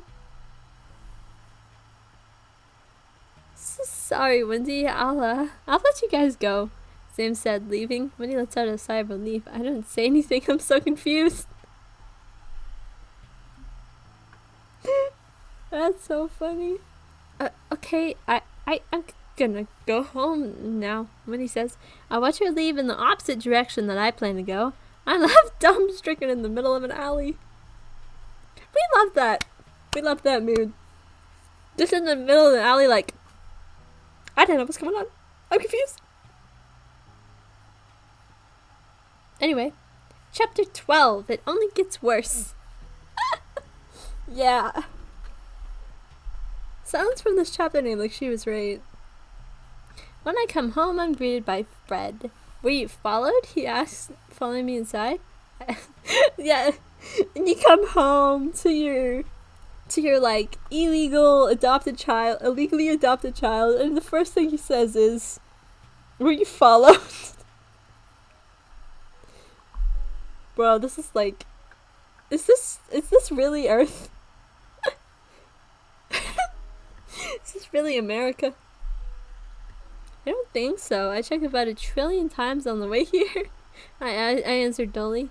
How was the coffee shop, he asked. Could have been worse, I answered, then add, I met somebody too. Who? Her name's Wendy, she's one of us, I answered, leaving Sam out for the second time. I don't know why I do that. Well, you didn't really, you told, a little inconsistency here I'm noticing. She already told Fred, I'm getting their names mixed. She already told Fred, didn't she already tell Fred about the stuttering woman at the cemetery? So she didn't really meet Wendy for the first time. She just learned her name, basically. Leaving Sam out for the second time. I don't know why I do that, but he doesn't seem of much importance to Fred for some reason. How do you know? She has a stutter. I've seen her before. Oh yeah. She was the one okay, never mind the inconsistency I told you about, and the one I saw at the cemetery. Well, that's kinda creepy? A little, yeah, I agree. Thinking about it for the first time. Strangely. I usually see all people as threats, but for some reason I have a feeling we can trust her. Alright, you're probably right, Fred admits. I grin. She smiled! Look at that! She smiled. Well, she grinned. That's close enough. We did it! We did it! We did it, chat. She smiled. She grinned. It happened. We went from I would smile but I can't to I grin. I think that's progress. I think that's progress, chat. That night slipped away from me faster than a wet bar of soap. That's one way to put it. I suddenly found myself entering the coffee shop again. We were ready for work? Lindsay asked me with a smile as I adjust my hat and stand beside her. I think so, I reply. Wish my hair wasn't so red. I don't. Wendy blanched? I don't. Wendy blanched. I jumped, then turned around. It's... Why did you stop sneaking up on me like that, Sam? I hiss. Sorry, just saying. It's one of the things that make you unique, he says. Well, I have a lot of that going right now, and I'd like less. I answer, turning back around. That man that just walked in, I think I've seen him before. Wendy hadn't moved. Okay, alright, I'll go, Sam says, trudging off reluctantly. What is his deal, I wonder? This is so weird, bro. This is so random. Just a random... We somehow went from like... This kind of like... We went from like Fred and like... You know, Fred getting beat up at school and running out of coffee shops and going into alleys to the romantic part of the story. No, we haven't really gotten anywhere, and it goes farther, because, you know, that man, okay, a man that I think I've seen before.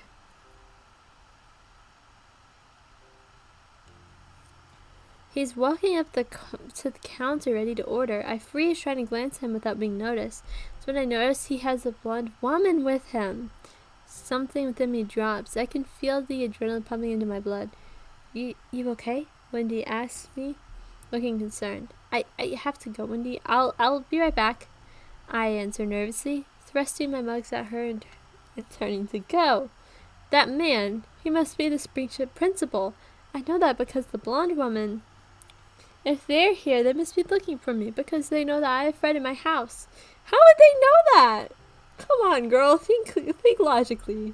Just for once in your life, think logically. I swear to gosh. I know it. Why else would they be here at this hour of the day? But where are you going? Wendy asked me as I dart into the hallway. Bathroom was the only excuse I could think of. And I know it's not going to work. Frantically, I look around for some sort of escape. There wasn't an emergency door nearby, but there was a window. A window! You're breaking out of a window! Bro. Never mind. We got be back to the hiding the alley section of the book. Throwing my head over my head, I unlatch the window. My right leg is out the window. My right arm, my head. Fern, what are you doing? I'm so startled I almost fall out of the window. I swear if it had been you, you'd have done the same. And don't tell me I have a soft spot for him. I yell, expecting to see the principal there. Sam! The sight of Sam surprises me so much I actually do fall out the window.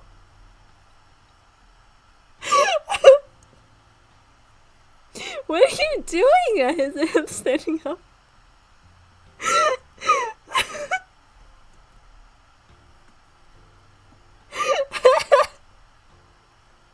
Oh my gosh. This is so out there, bro. This book is something else. I I could ask you the same question, Sam says, eyes wide. What were you talking about? Nothing. I thought you were someone else. Now go away, I snap in a whisper, scared that the principal knows exactly where I am now. Sam looks hurt, but he goes back to work just like I wanted him to. Anxiously, I sneak behind the building and into a bush, waiting. It takes a while for my heart rate to go back to what it's supposed to be, even longer for me to be comfortable going back to work. How about get paid anyway? I wouldn't know. But what was that about, FERN? When he asked me as I sneak back next to her. I told you, bathroom, I answered, hoping she wouldn't ask me more. She seems to understand and continues to work like it had never happened. I appreciate that, since that wouldn't be the last time I run off randomly. I know I can count on that. She's got a habit of just running off. Sam, however, wasn't so considerate. Unlike my stuttering friend who was one of us, Sam acted as though I had done something extraordinary. Yeah, Sam is not one of us. Sam's one of them. Because there's an us and in them, you see. What do you run off for? He kept asking me. None of your business, I'd have to reply over and over again. I wish he'd just leave me alone. That's what I prefer. Perhaps this is because I made him that promise, but if he knew anything about me, he'd know that I have been having luck here compared to other places. More people came into the coffee shop just to see me, as if they didn't believe that I was still alive. It's not as if I faked my own death or anything, although that would get people to leave me alone. It made me very uncomfortable, and I wish more than ever that I could just turn invisible. I'm not taking this, a middle-aged woman says, pushing a coffee mug back into Sam's hands. Why not, ma'am? Is there something in it? I can have FERN and Wendy remake it for you, he said. Both me and Wendy tried to pretend that those weren't our names, but we had little luck.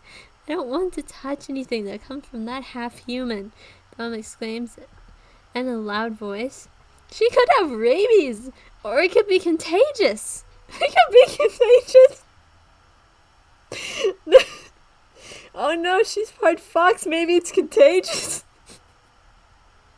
What kind of Karen is this woman? I swear. Her genetics could be contagious. Bro, I'm so done.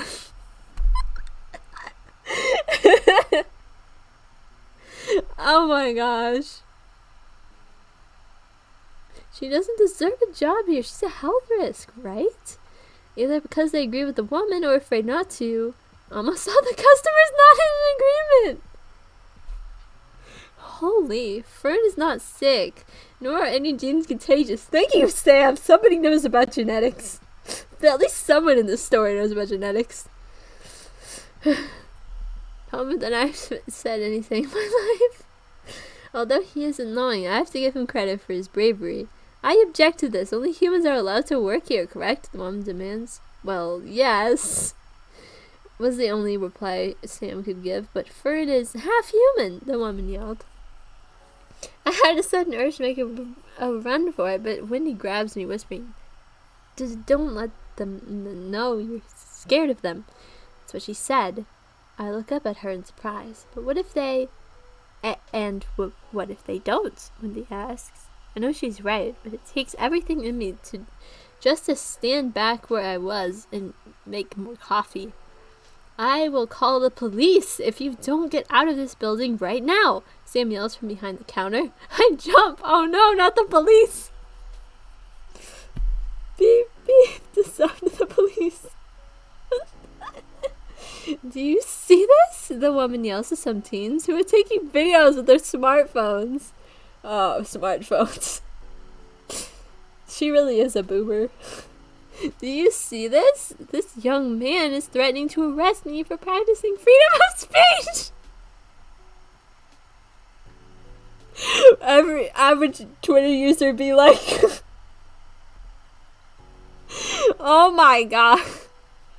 This is like Twitter, but in real life.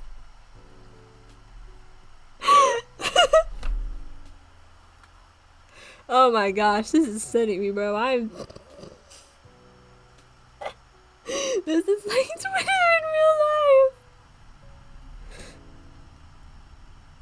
I will not tolerate tolerate this, will you? We won't, yell most of the customers in the building. Bro.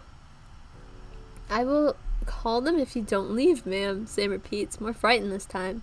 I'm shaking all over. I'm scared for me, scared that I'll be fired, and for the first time, scared for Sam.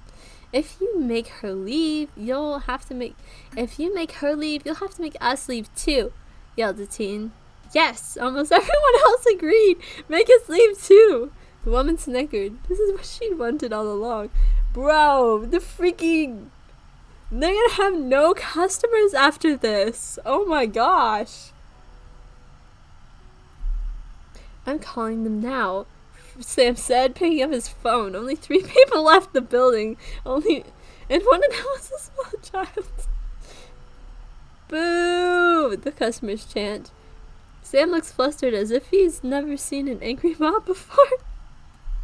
I don't know why I used the word flustered. I don't know, man. Yeah, just as if he's never seen an angry mob before. It's like, yeah, everyone's seen an angry mob.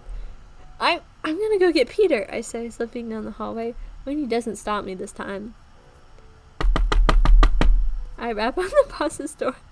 Yes, I rap on the boss's door. No. I told you no. How many times do I have to... Peter stops, yelling, realizing that it was me and not whoever he thought I was. Sorry, I thought you were someone else. That's alright. Did that earlier. Yeah, she did. But that's not the point. I'm trembling, scared that something might happen to Sam or Wendy while I'm gone. Or worse, Fred. But once I'm not worried about me. Wow, she's not being selfish. Peter, your son needs help. There's an angry mob in the dining room. This chapter is amazing. This chapter is just hilarious. Oh, what? Angry mob. See for yourself, I answered, shaking. Are you okay, Fern? He asked me. I misspelled I. My hands. Yes, sir. You're shaking. I do that a lot. Strange. That's not strange. I do that a lot too. I guess I'll have to go save my son then, he says, walking down the hall. I follow him, wondering whether or not most people shake when they're scared. Perhaps there's a fox saying, nah, I do that, bestie, I do that. When Peter comes into the room, I notice something that surprises me. Sam is crying! Oh my gosh, a man is crying. There is a man crying. Oh my gosh. This chapter is insane! Oh my god. This is one of the funniest things I've ever read in my life. Oh my god.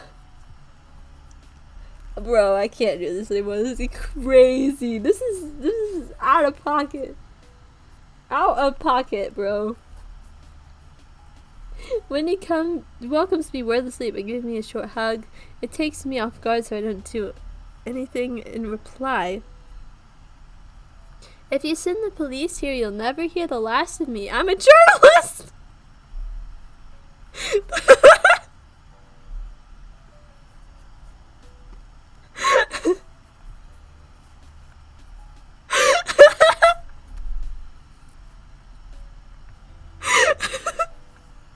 She's a journalist, everybody! Chat, she's a journalist. Oh my gosh. How dare you threaten my son, Peter exclaims. Get out of this building now. The woman hesitates. Now! After sticking out her tongue, making a big deal about walking out of the building, the woman was finally gone. Now, who ordered the hot chocolate? Peter demands, looking around. She did. I barely hear Sam say. Oh, makes sense, Peter says, handing it to Wendy. Come here, son. I watch as the beaten Sam follows father and boss into his office. The door closes. For a reason I cannot say, I think that means I couldn't tear my eyes off the door. But Fern, that was a brief thing you did for Sam. When he stutters, looking at me. Thanks, I think, I say, trying to get back to work. It wasn't that hard. What did she even do? All she did was get the boss. I think that poor Sam, bro. The panic attack. Oh, jeez. Panic attack. I guess trigger warning on this whole thing. It's so angsty. You never know when somebody's gonna get shot up or something in a nightmare, or she's gonna, you know, attack a wall. You never know. The next day I went to work. I found a protest? Okay, this chapter's even more insane than the last. What the actual heck? I am so... This is sending me, bro. What the freak? Okay. I can't take this seriously. This seems like it should be... This, honestly... This, at this point, this feels like it should be, this should be satire. If only this was satire, not serious. I should rewrite this, but satire.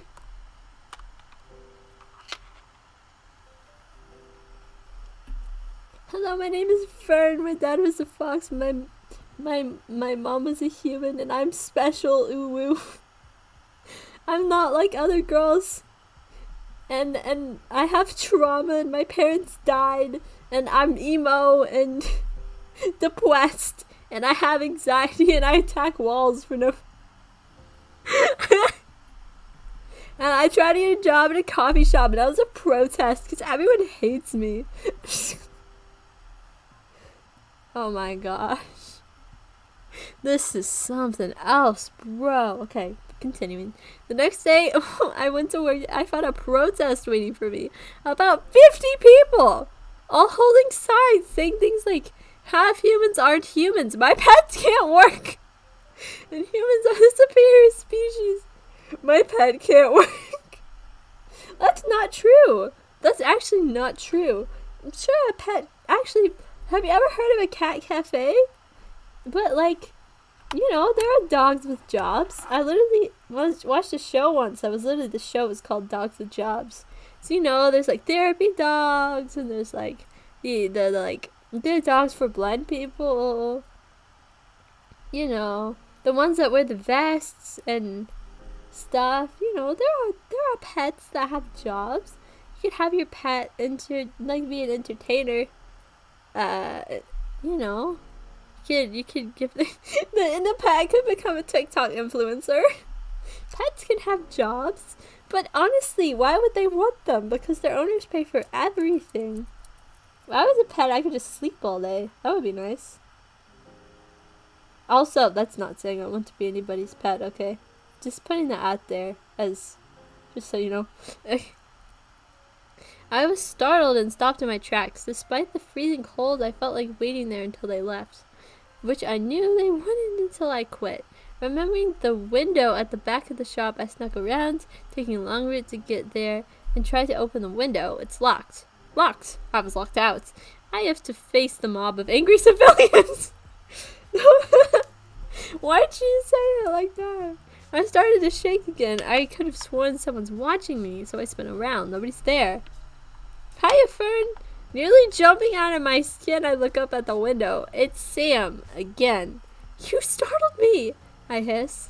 Sorry, I didn't have much of a choice. Bro, startling her is just his thing. Mandy, welcome back! I'll tell you what's happening right now. They're protesting because she's working at the coffee shop. Because some angry Karen journalist came in and made Sam cry and got yelled at by the owner of the shop. That's what you missed. You missed the craziest chapter I've ever read. This one looks crazier than the last one. This started angsty. Now it's just getting it's going absolutely crazy, bro. I don't even know what I'm reading anymore. Did I write this? Did high school me write this? What the freak? Okay. I couldn't get in myself. Okay. Sorry, I didn't have much choice, he replied, extending his hand. Come in this way. I can get in myself, thank you. I answered, brushing his hand away. Although he looks disappointed, he doesn't object as I crawl in the window, wishing more than ever that I could wear my hoodie to work. I take my place next to Wendy without looking at the dining room. Go back to the forest fox.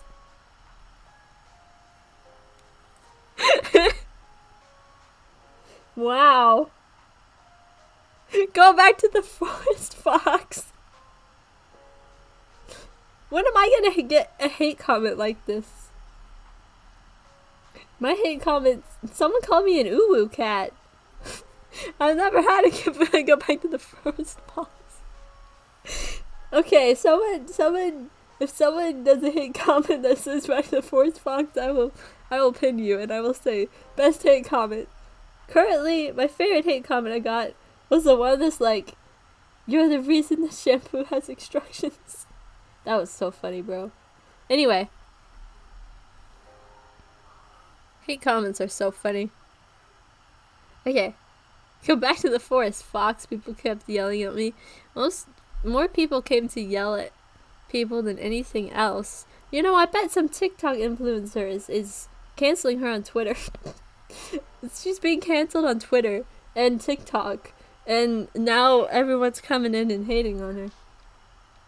That's what I bet. She's being cancelled all over Twitter. I can just see it. But she wouldn't know, 'cause she don't even have a phone. She probably don't even know what Twitter is. And me and Wendy really had orders to make. On top of this, most people just ordered hot coffee. They're like, "It's chunking at me!" With Sam and occasionally Wendy. What? No, bro. They're literally coming at this coffee shop, ordering coffee and throwing it at the employees. What? What the heck? What kind of society is this? What the freak? Sadly, the protest didn't end when the day ended. Thanks to the news, the protest grew bigger every day. And Fred had to practically sing me to sleep every night and drag me out of bed in the morning. I was so frightened all the time.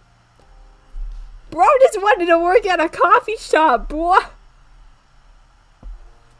She just wants to work at a coffee shop and everyone's acting like there's a freaking... I don't know, bro. We got money. Yeah, that's true. Bro, was she just trying to work at the coffee shop? Was she getting cancelled all over the internet? Was she getting cancelled in real life, not even just the internet? Oh my gosh. Finally, a reporter caught me trying to sneak in the window. Oh my gosh. Fern, however you say your last name, how do you feel about the protest going on outside? No comment.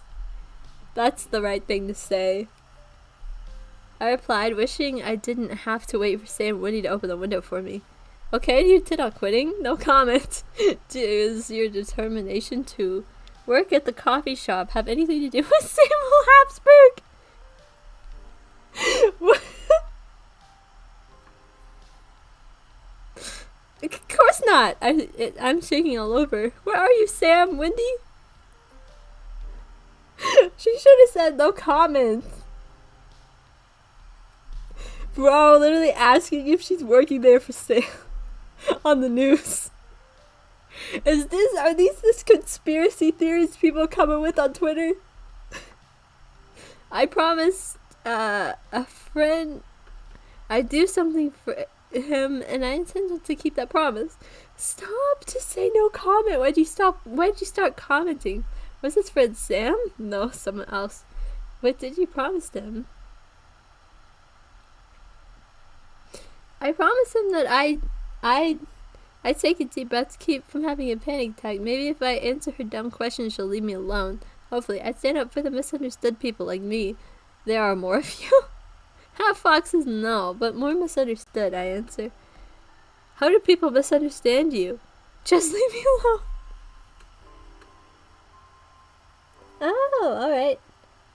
I will keep that in mind, Chloe. Sorry about the mistake. I was just reading your username.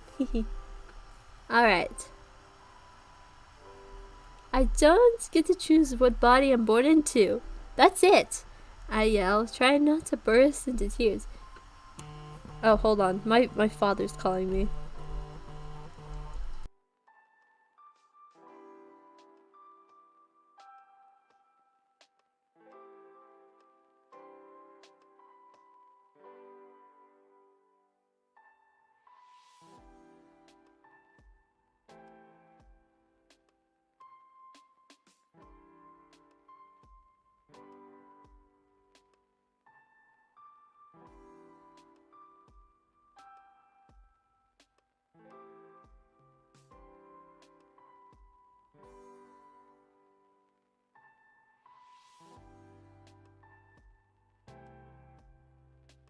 Sorry about that. My dad called me. I gotta order a pizza real quick.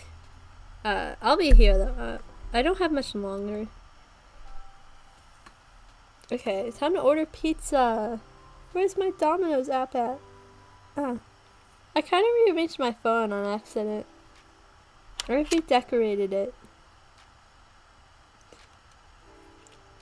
Okay, let me see here. Pizza. Carry out. Not saying where the location is. Store pickup. Let's use the coupon because we're cool. Don't mind me, Chad. I'm just ordering a pizza. Hand tossed. Pepperoni on one side. For me. Just cheese on the other. For my brother. Okay, no. Get this dessert. Done with this coupon. Oh, no, I don't want to drink. We have water at home. Why would I buy water? I buy water. It's free. Okay. Now check out. Check out. Come on, let's go. Use my mother's card because I'm not paying for my food. Place order. Bang.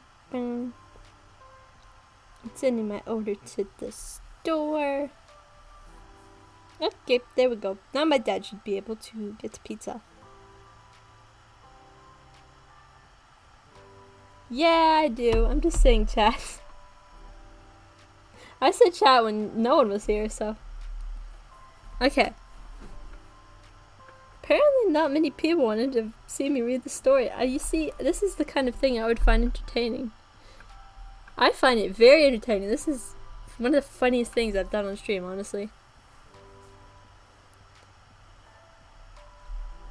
Sam, I've never wanted to see you more than I want to see you now. I try to plead with him psychically. Bing, bing, bing. Bing, bing, bing.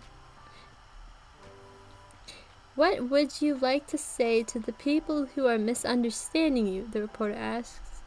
I'm scared that if I open my mouth now, the only thing that will come out is Sam, help me, Wendy, anybody. Someone said so I can't even say no comment. This is how my parents felt. Was this how my parents felt after I was born? Hey, what are you doing here? Sam! I can't help exclaiming. Get out now! Get away from her! I'll call my father! Yeah, he switched his thread to I'll call the police to I'll call my father. Yeah! I'm glad you find it entertaining, Chloe. You switched from I'll call the police to I'll call my father. That's obviously more effective. Sam yells, grabbing his phone. Or maybe even the police. Okay, he does say police. Beaten, the reporter walks off, followed by the cameraman. You okay, FERN? Yeah. No, help me. That warning had completely burst out at tears, sobs, and shivers.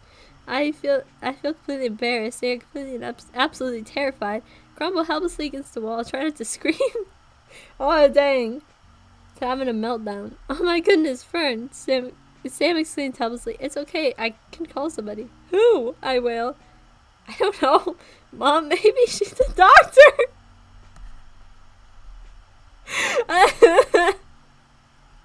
Yeah. See somebody crying. I should call a doctor. It's my birthday soon. Can I have a happy birthday? It's on April 7th.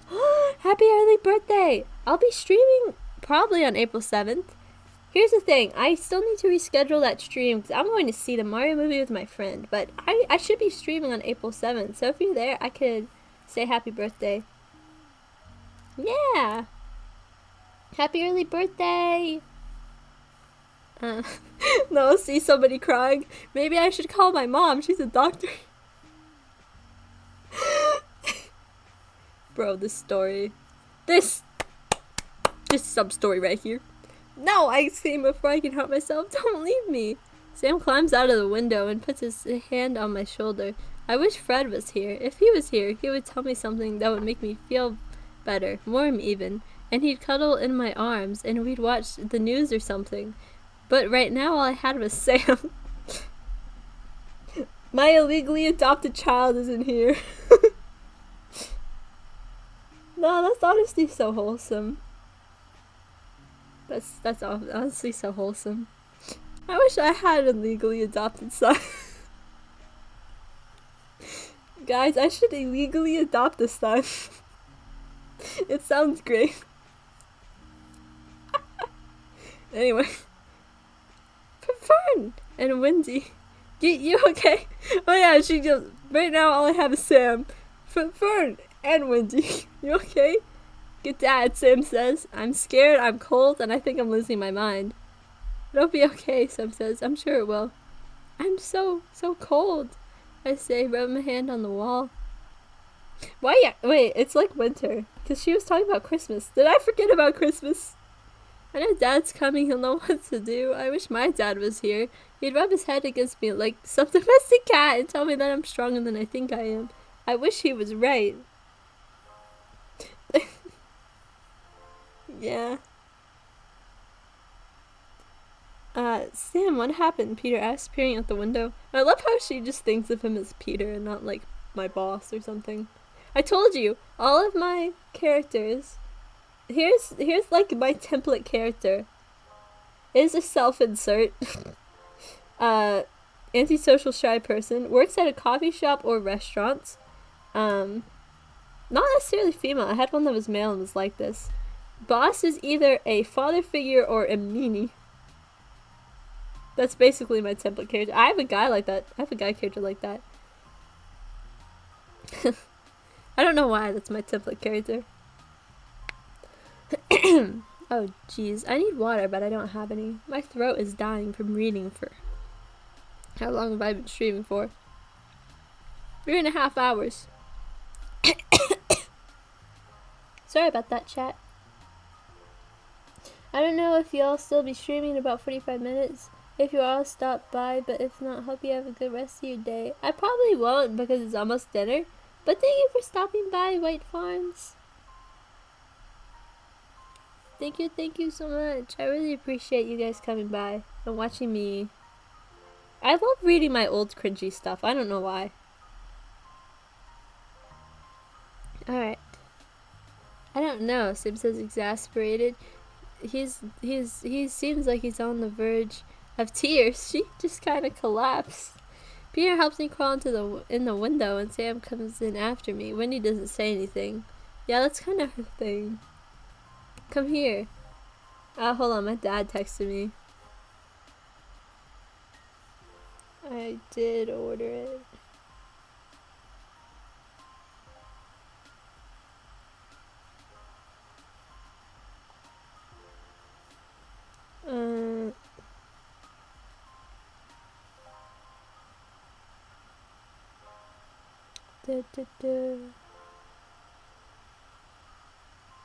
Bing, bing. Bing, bing. Okay. Okay. Come here, Peter says, pulling me to a tight hug. It's warm there. Reassuring, fatherly. See? Father figure. Why? Why are the bosses either bullies or father figures? I miss my dad. I can't help saying it's Peter's shirt. I know you do. I miss my dad too, he says, putting his hand on my head. Mom used to do that. What did they do to you? Bro, this is crazy. She wouldn't let me go. The window was locked, I cried. I was so scared that she was going to find out about. I managed to regain some self-control before I said Fred, but I know I said too much. About what? Peter asked. No one, I answered dismissively. No comment. I pulled myself out of the hug, pulling my hoodie back up. She'll be okay, Peter reassured Sam and Wendy, who were watching the whole time. I can go to work now, I mumbled. No, I need to meet you in my office. Let me deal with something first, Peter says. Walking down the hallway, Sam and Wendy follow, but I enter Peter's office. It doesn't take long for... Hold on, my dad texted me again. Okay. The pizza app ain't working, y'all. Do I have Do Not Disturb on? No. Okay, good. I haven't been getting notifications when the pizza's done recently. I just have to remember... It doesn't take long for Peter to return. Since I'm still shivering, he wraps a blanket around me. I look up. I was thinking about something last night, he says after a pause. Although I doubted it then, I'm confident now. You're firing me, aren't you? I ask. No, not exactly, he says. Telling you that if you want to leave, it would be better for both of us. You're kindly firing me. Yes, I am. I don't know what to think. Bro, she being fired. Well... Okay, think about it though. You are on Discord. You can just I'll put a link to my server. If you join the server, you can tell which one's me because, you know, I'm the owner. Let me see here. Invite. Copy link. Oh wait. Okay. Let me put this in here. There we go. I just remembered it's probably in the description. Oh well. You have it there now. Alright. I almost jumped out of my fur as Sam suddenly throws the door open and yells, "No, father, I won't let you fire her."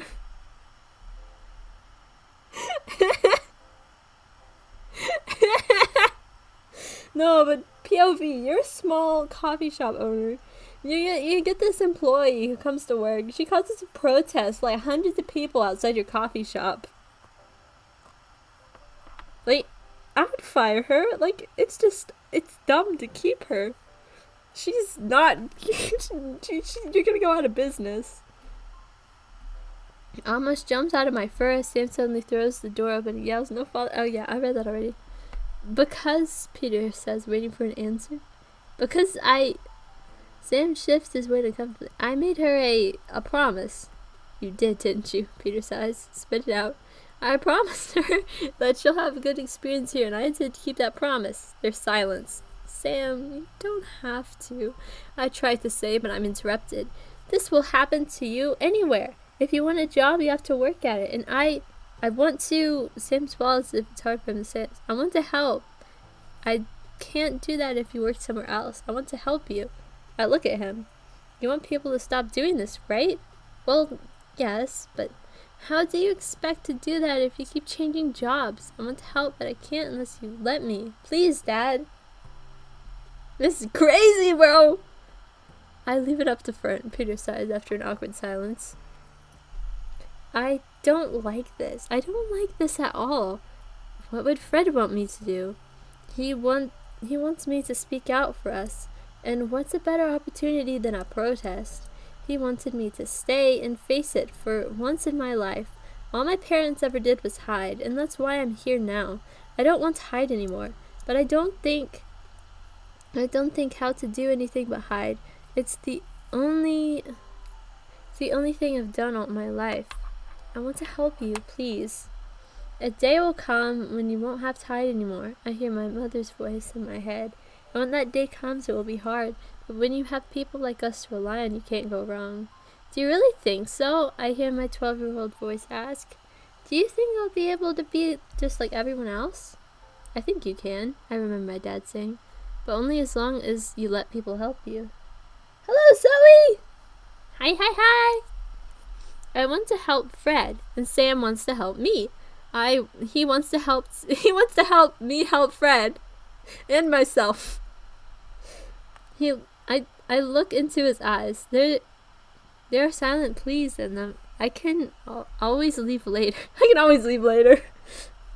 I'll stay. I say, choking on the lump in my throat. What? Sam asks, brightening. I'll stay, I repeat. Thank you, Sam says. He looks like he wants a hug, but I don't give out hugs. It's Wednesday, guys. She don't smile, she doesn't hug. Always wearing black. It's Wednesday. Wednesday, but the fox version. Wednesday, but a furry. Wednesday, but a furry with an illegally adopted child. So I'm glad you're able to join too. Welcome, I say dully before I turn to go. You can take the day off if you want. Oh, my pizza's ready. Hold on, let me text my dad. The pizza is ready. Boop. Okay, my dad has been texted. Bro, I still haven't replied to that girl that texted me the other day. You see, this is why I don't have any. I didn't want to be her friend anyway. I don't know why. Bro, it's like, this girl I know was literally like, I think you should be friends with this person. And you two should exchange numbers. And I'm like, it feels like we're being set up. It really felt like that. I was like, I don't know, bro. Okay. You can take the day off if you want. Although I wanted to more than anything, I remembered something Wendy said to me. She said, don't let them know you're afraid of them. It won't be necessary, I reply. This has happened before. When? Sam asked, surprised. Every day of high school. No wonder she's traumatized. Every day of high school. Chapter 14. The good news and the bad news. On the bus home, the news caught my eye. I was on the screen, and under my foxish face was the headline, FERN explains herself and defends her right to work. For once, the headline seems positive. Although that made me feel better, my stomach dropped to my paws. As soon as I made it to my apartment, the handles to the door had been broken off. Panicking, I burst into the room. The Discord link isn't working? It should. There's one in the description, too. Let me try it. When I try to click... Oh, whoop! I didn't mean to click that. Hold on, let me see if it works. Yeah, it works. I don't know why it's not working for you. It works for me. There's one in the description, too. That still doesn't work, tell me.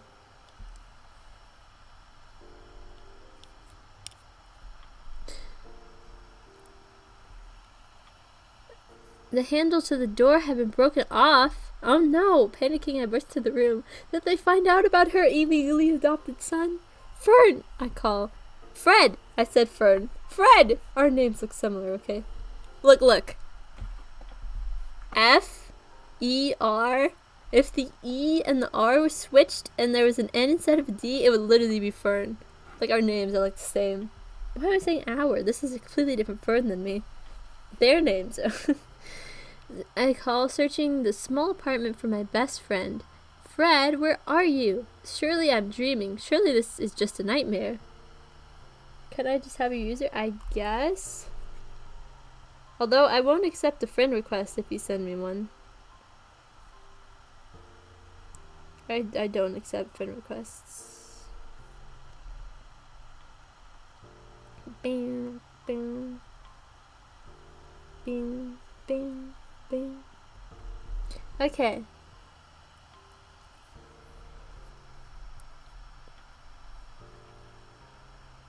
Also, don't question my profile, okay? Don't question it. Let's just say it's a very me profile.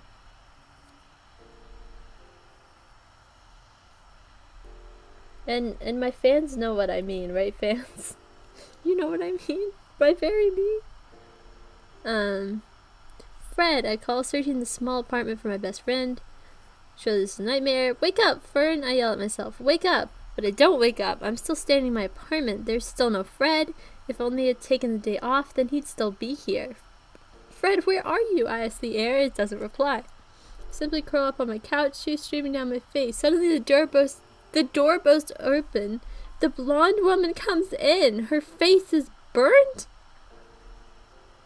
The freak is going on?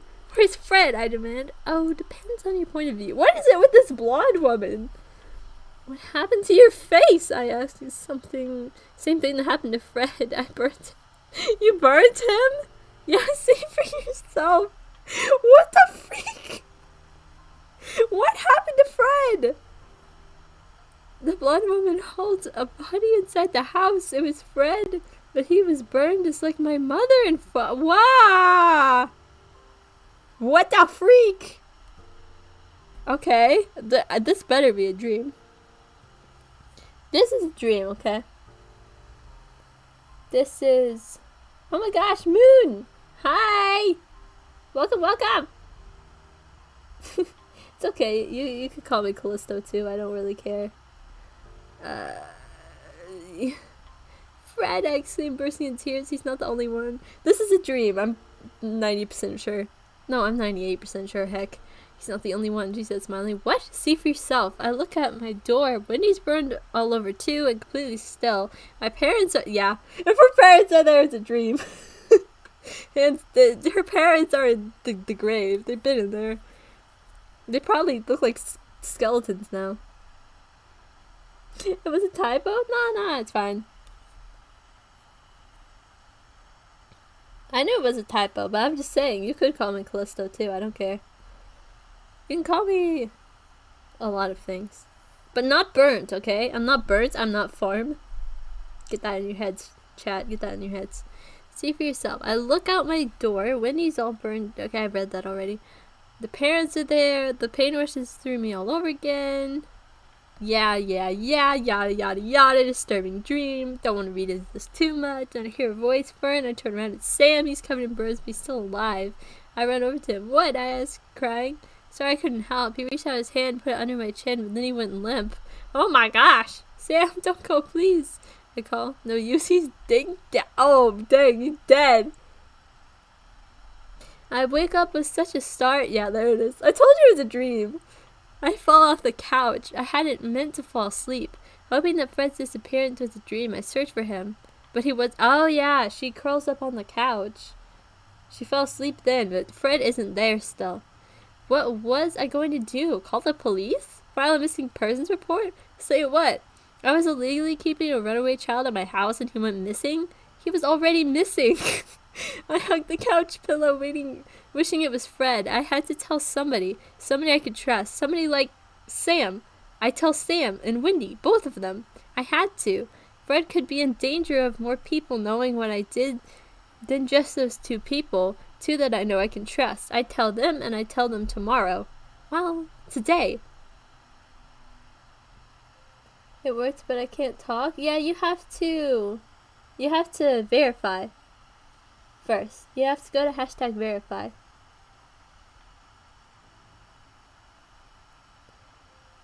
I still can't believe you wrote this in 19.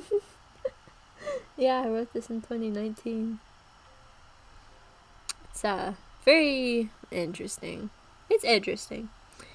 I'm getting quite the laugh out of it, honestly. It's cringe, but it's amazing. Like in a oh my gosh, this is so bad, I love it way. Like, oh my gosh, Plan 9. That movie is terrible. And it's so funny. Okay, my dad's home. We'll finish this chapter, I guess. Okay. I'm gonna have to go soon. I wanna finish this book. But I have page 61 of 96. Alright. After getting my door handle replaced and 1 or 2 more hours of sleep, I was back at work. Oh my gosh! Only 1 or 2 hours of sleep? Girl, you need to sleep more. I was so determined to tell my friends what had happened to Fred that I forgot to go in the back way. I accidentally ran right into the protest. People started yelling things at me, telling me to go back to the forest and stuff, when someone suddenly grabbed my arm and pulled me out. Left behind me, a teenage girl was standing behind me, and behind her was a protest of about 20 other people. This one was different. The sign read, "Equal rights for all Americans, all lives matter." Fred is not the only one who's half human. Oh, that's kind of...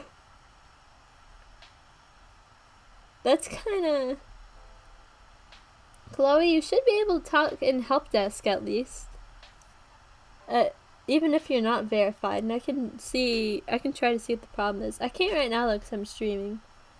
Got done working early, no time to work on my own junk. Nice! I gotta go soon. My dad's home with food, but I'm gonna finish this chapter. Hopefully it's short, because he's gonna get mad at me. Then he might call me, and I'd have to mute and all that. Fern's not the only one who's half human. That's funny. It's like they're dissing the other people. Who are you guys? I asked, looking at them. The teenager that grabbed me was missing an arm. There was a man that was attached to his twin, an autistic woman, and a man on... How can you tell she's autistic just by looking at her? That's messed up, bro. I'm sorry, autistic people. I'm sorry. A man on oxygen, a woman who had a beard. This is just turning into freaking The Greatest Showman over here. This is The Greatest Showman at this point. but weirder. The Greatest Showman's great. This is not... We're in the misunderstood, the ones you're talking about on the news.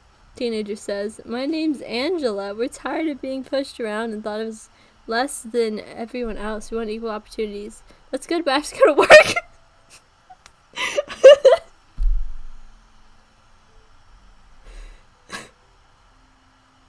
Bro. Support group. Oh yeah, that's cool. I gotta go to work. That's good. I have to go to work. No, wait. You don't understand, Angela says. I turn around. You can give us that. What you said yesterday, millions of people heard. You're the person we've been looking for. We need your help. I know, I answered. That's why I'm here. A little boy came up to me. He had a woman with him. It looked as though he was using sign language. The woman with him said, "Thanks, FERN, you're my hero." That's so wholesome. I was overwhelmed. There were more people like him, and more people like Fred. Young people that need hope, and the hope that I needed when I was their age. Actually, when you were their age, you were fine, because your parents were still alive. I squatted down to look in the little boy's eyes. I appreciate the support, and I thought of something cordial I could say. I hope you know that you're stronger than you think you are. I was the woman translated all that I had said into sign language. The boy had replied. The woman said, "Thank you." "FERN, what are you doing?" I turned around. Sam again. That's Sam and his teleporting abilities. "Sam," I exclaimed, remembering Fred so suddenly it felt like a car had hit me. You would think she remembered him with the little boy, but no. She remembers him briefly afterward. "I've never been happier to see you." "Hold your horses. Who are those people?" Sam asks. "We are the misunderstood." No. Your crush, your weird crush is outside. You go to see her. And this tiny protest, and he asks who they are, and they're like, "Oh yeah, we're the misunderstood." Sounds like a cult, not gonna lie. Oh my gosh. This sounds like a cult, not gonna lie. "We are protesting the protest." That's ironic, Sam says. "And sweet. Thanks," Angela says, smiling. "We'll be bigger tomorrow. Don't worry, Mr. Cashier. We'll save your coffee shop." It's my dad's coffee shop, but thanks, Sam says. "Sam, I need to talk to you," I plead. "Okay, come inside. It's okay." He said okay twice. Cold for real. Yeah, this is such a cold. It's like... Okay. He says, "Lead me inside." It's funny that he says that before he even knows what I need. He pulls me into the corner. "What do you need, FERN?" "Where's Wendy?" I ask. "Wendy?" Sam seems slightly disappointed, not sure why. He thought he was getting a private conversation. "Yes, Wendy," I reply. "Yes." Wendy says. Where'd she come from? She just appeared out of nowhere. That's Sam's job. He's the one that appears out of nowhere. Wendy, come here, I say. Okay, she says, coming over. There's something I need to tell you two. It's kind of a long story that can't wait, I say. Okay, we have time, Sam says. Wendy only nods. Okay, here we go. Not too long ago, I met a little boy. His name is Fred, and he has run away from his mother. Was he on the news? Sam asks. Yes, he was on the news. I found him in the restroom at the elementary school where I used to work as a janitor, and I don't know why I did it, but it doesn't make any sense to me, but I let him stay at my house. When he got beat up at school, I took care of him. I've been homeschooling him now. I think it was wrong, but I did it. But that's not what I wanted to tell you. The truth is, last night when I came home, my apartment had been broken into. I couldn't help the tears from forming in my eyes. Fred was gone. FERN, that's what Sam says. Winnie doesn't say anything. She just gives me a big hug. I've been wanting a hug since yesterday, but I hadn't noticed until just now. I thought you weren't a hugger! FERN, I thought you were a hugger. I need to know this title. The title of this book is FERN the Half-Fox. Yeah. It's not public. You can't find it anywhere. Luckily, I didn't know what Wattpad was. Or I would have posted it. I'm like 80% sure I would have posted this on Wattpad if I knew what it was. Luckily for me, I had no idea. So, all my cringy works are private. Okay. Usually, Fred would give me a hug every night before bed. I gave her a big hug back. Thank you, I whisper. And when I look up, I notice Sam has a look of envy in his eye. Are you jealous? And the fact she's always like, huh? This is so annoying, honestly. What are we going to do now? Wendy asks as I let go. I don't know, I was hoping you would, I say, turn to Sam. Me? What? He looks at me, surprised. You said you wanted to help me, did you lie? I had the possibility rushing over me suddenly. Can you help? Of course I can, FERN. It's okay, we'll be okay. Sam says, I'm not sure he's right. What are you guys whispering about? I look up. It's Peter. Nothing, Sam says quickly. Me and Wendy grin as innocently as we can. I can tell Peter doesn't buy it. If it's nothing, then get back to work, he says before he entering his office, closing the door. Sam grins, shrugs, and says, well, he's both my boss and my dad. I can't really disobey him. Bye then. Think of things, please, I plead as he leaves. Wendy eyes me skeptically.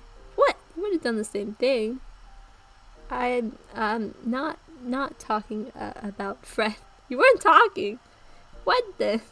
I asked, wondering what has been bothering her. Sure, Sam's annoying and one of them, but he's been kind to me. What does she have against him? You know, she says, grinning. I don't. I wish you'd, but she was gone. Duh. I wrote this so weird, honestly. I had to take off my hoodie. Dang, I really need to go eat. How much longer is this chapter? I'm on page 63. Oh, okay, we're almost done. As the day went on, there was a small war going on in the coffee shop and a bigger one going on outside.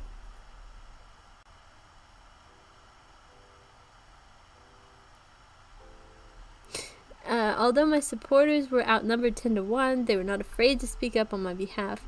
One father brought a little girl who didn't have any hair, cancer I guess. She walked only by support of her father's arm. Are you really FERN? She asked me. Looking up. Startled, I turned around. They both completely ignored Sam, who let them do so. I am, I reply. Wendy pretends she doesn't know me. Was your daddy really Fox? Bro. Yes, I reply, hoping she won't ask me more personal questions. I wish my daddy was a fox, was her reply. Her father looked both hurt and proud at the same time. What the freak? You don't trust me, I say. Bro, that sounds so messed up. I wish my daddy was a fox.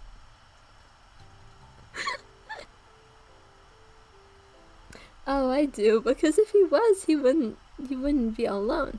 I stopped in my tracks. Somebody's taking a video. Multiple somebodies. Thank you is all I can think of to say. Girl smiles. No, thank you. You're my hero. No, she really said that 'cause she didn't want Fern to be the only one. That's the second time someone said that to me today. I can't help observing out loud. You're all our heroes, all of us. She says, I feel a pang of guilt. I didn't do anything for this girl, and her chances of dying do not decrease because of my existence. That brings me back to Fred. Did I really help him, or just make people finding him hurt more than ever? What have I really been doing all this time? I'm not sure I am, I say, starting to shake. Somebody's taking video of all this. Sam looks at me confused. Wendy still keeps her back to the little girl. You are. Daddy says you made Mama change her mind. She's going to help pay for treatment now, she says. I did that? You did. Thanks, Fern. Aww. Okay, I gotta go. 'Cause speaking of fathers, my father, who's not a fox, he's human, because I'm human and my mom's human. And I think one of my brothers is a robot, but you know, that doesn't really matter. I have to go, unfortunately. Thank you so much to everyone who came. I really appreciate it. I was kind of nervous for the stream because, you know, bringing up past kind of, but you know, it was fun. It was hilarious. This book is hilarious. I don't know if I'll finish it or not. I don't know. Like I don't know. I feel like maybe I should eat slowly. I was able to help with time which watch time by. Oh, thank you, Moon. I won't eat slowly. I will down that pizza in a couple bites, and then I will hopefully do some homework. But yeah, I really gotta run. Thank you so much to everyone who came. I really appreciate it. Like I said earlier, the stream for Friday is going to be rescheduled because I'm seeing a movie with my friend at our normal stream time. I will post about that on the community tab later, today or tomorrow. So yeah, bye bye. Love you guys.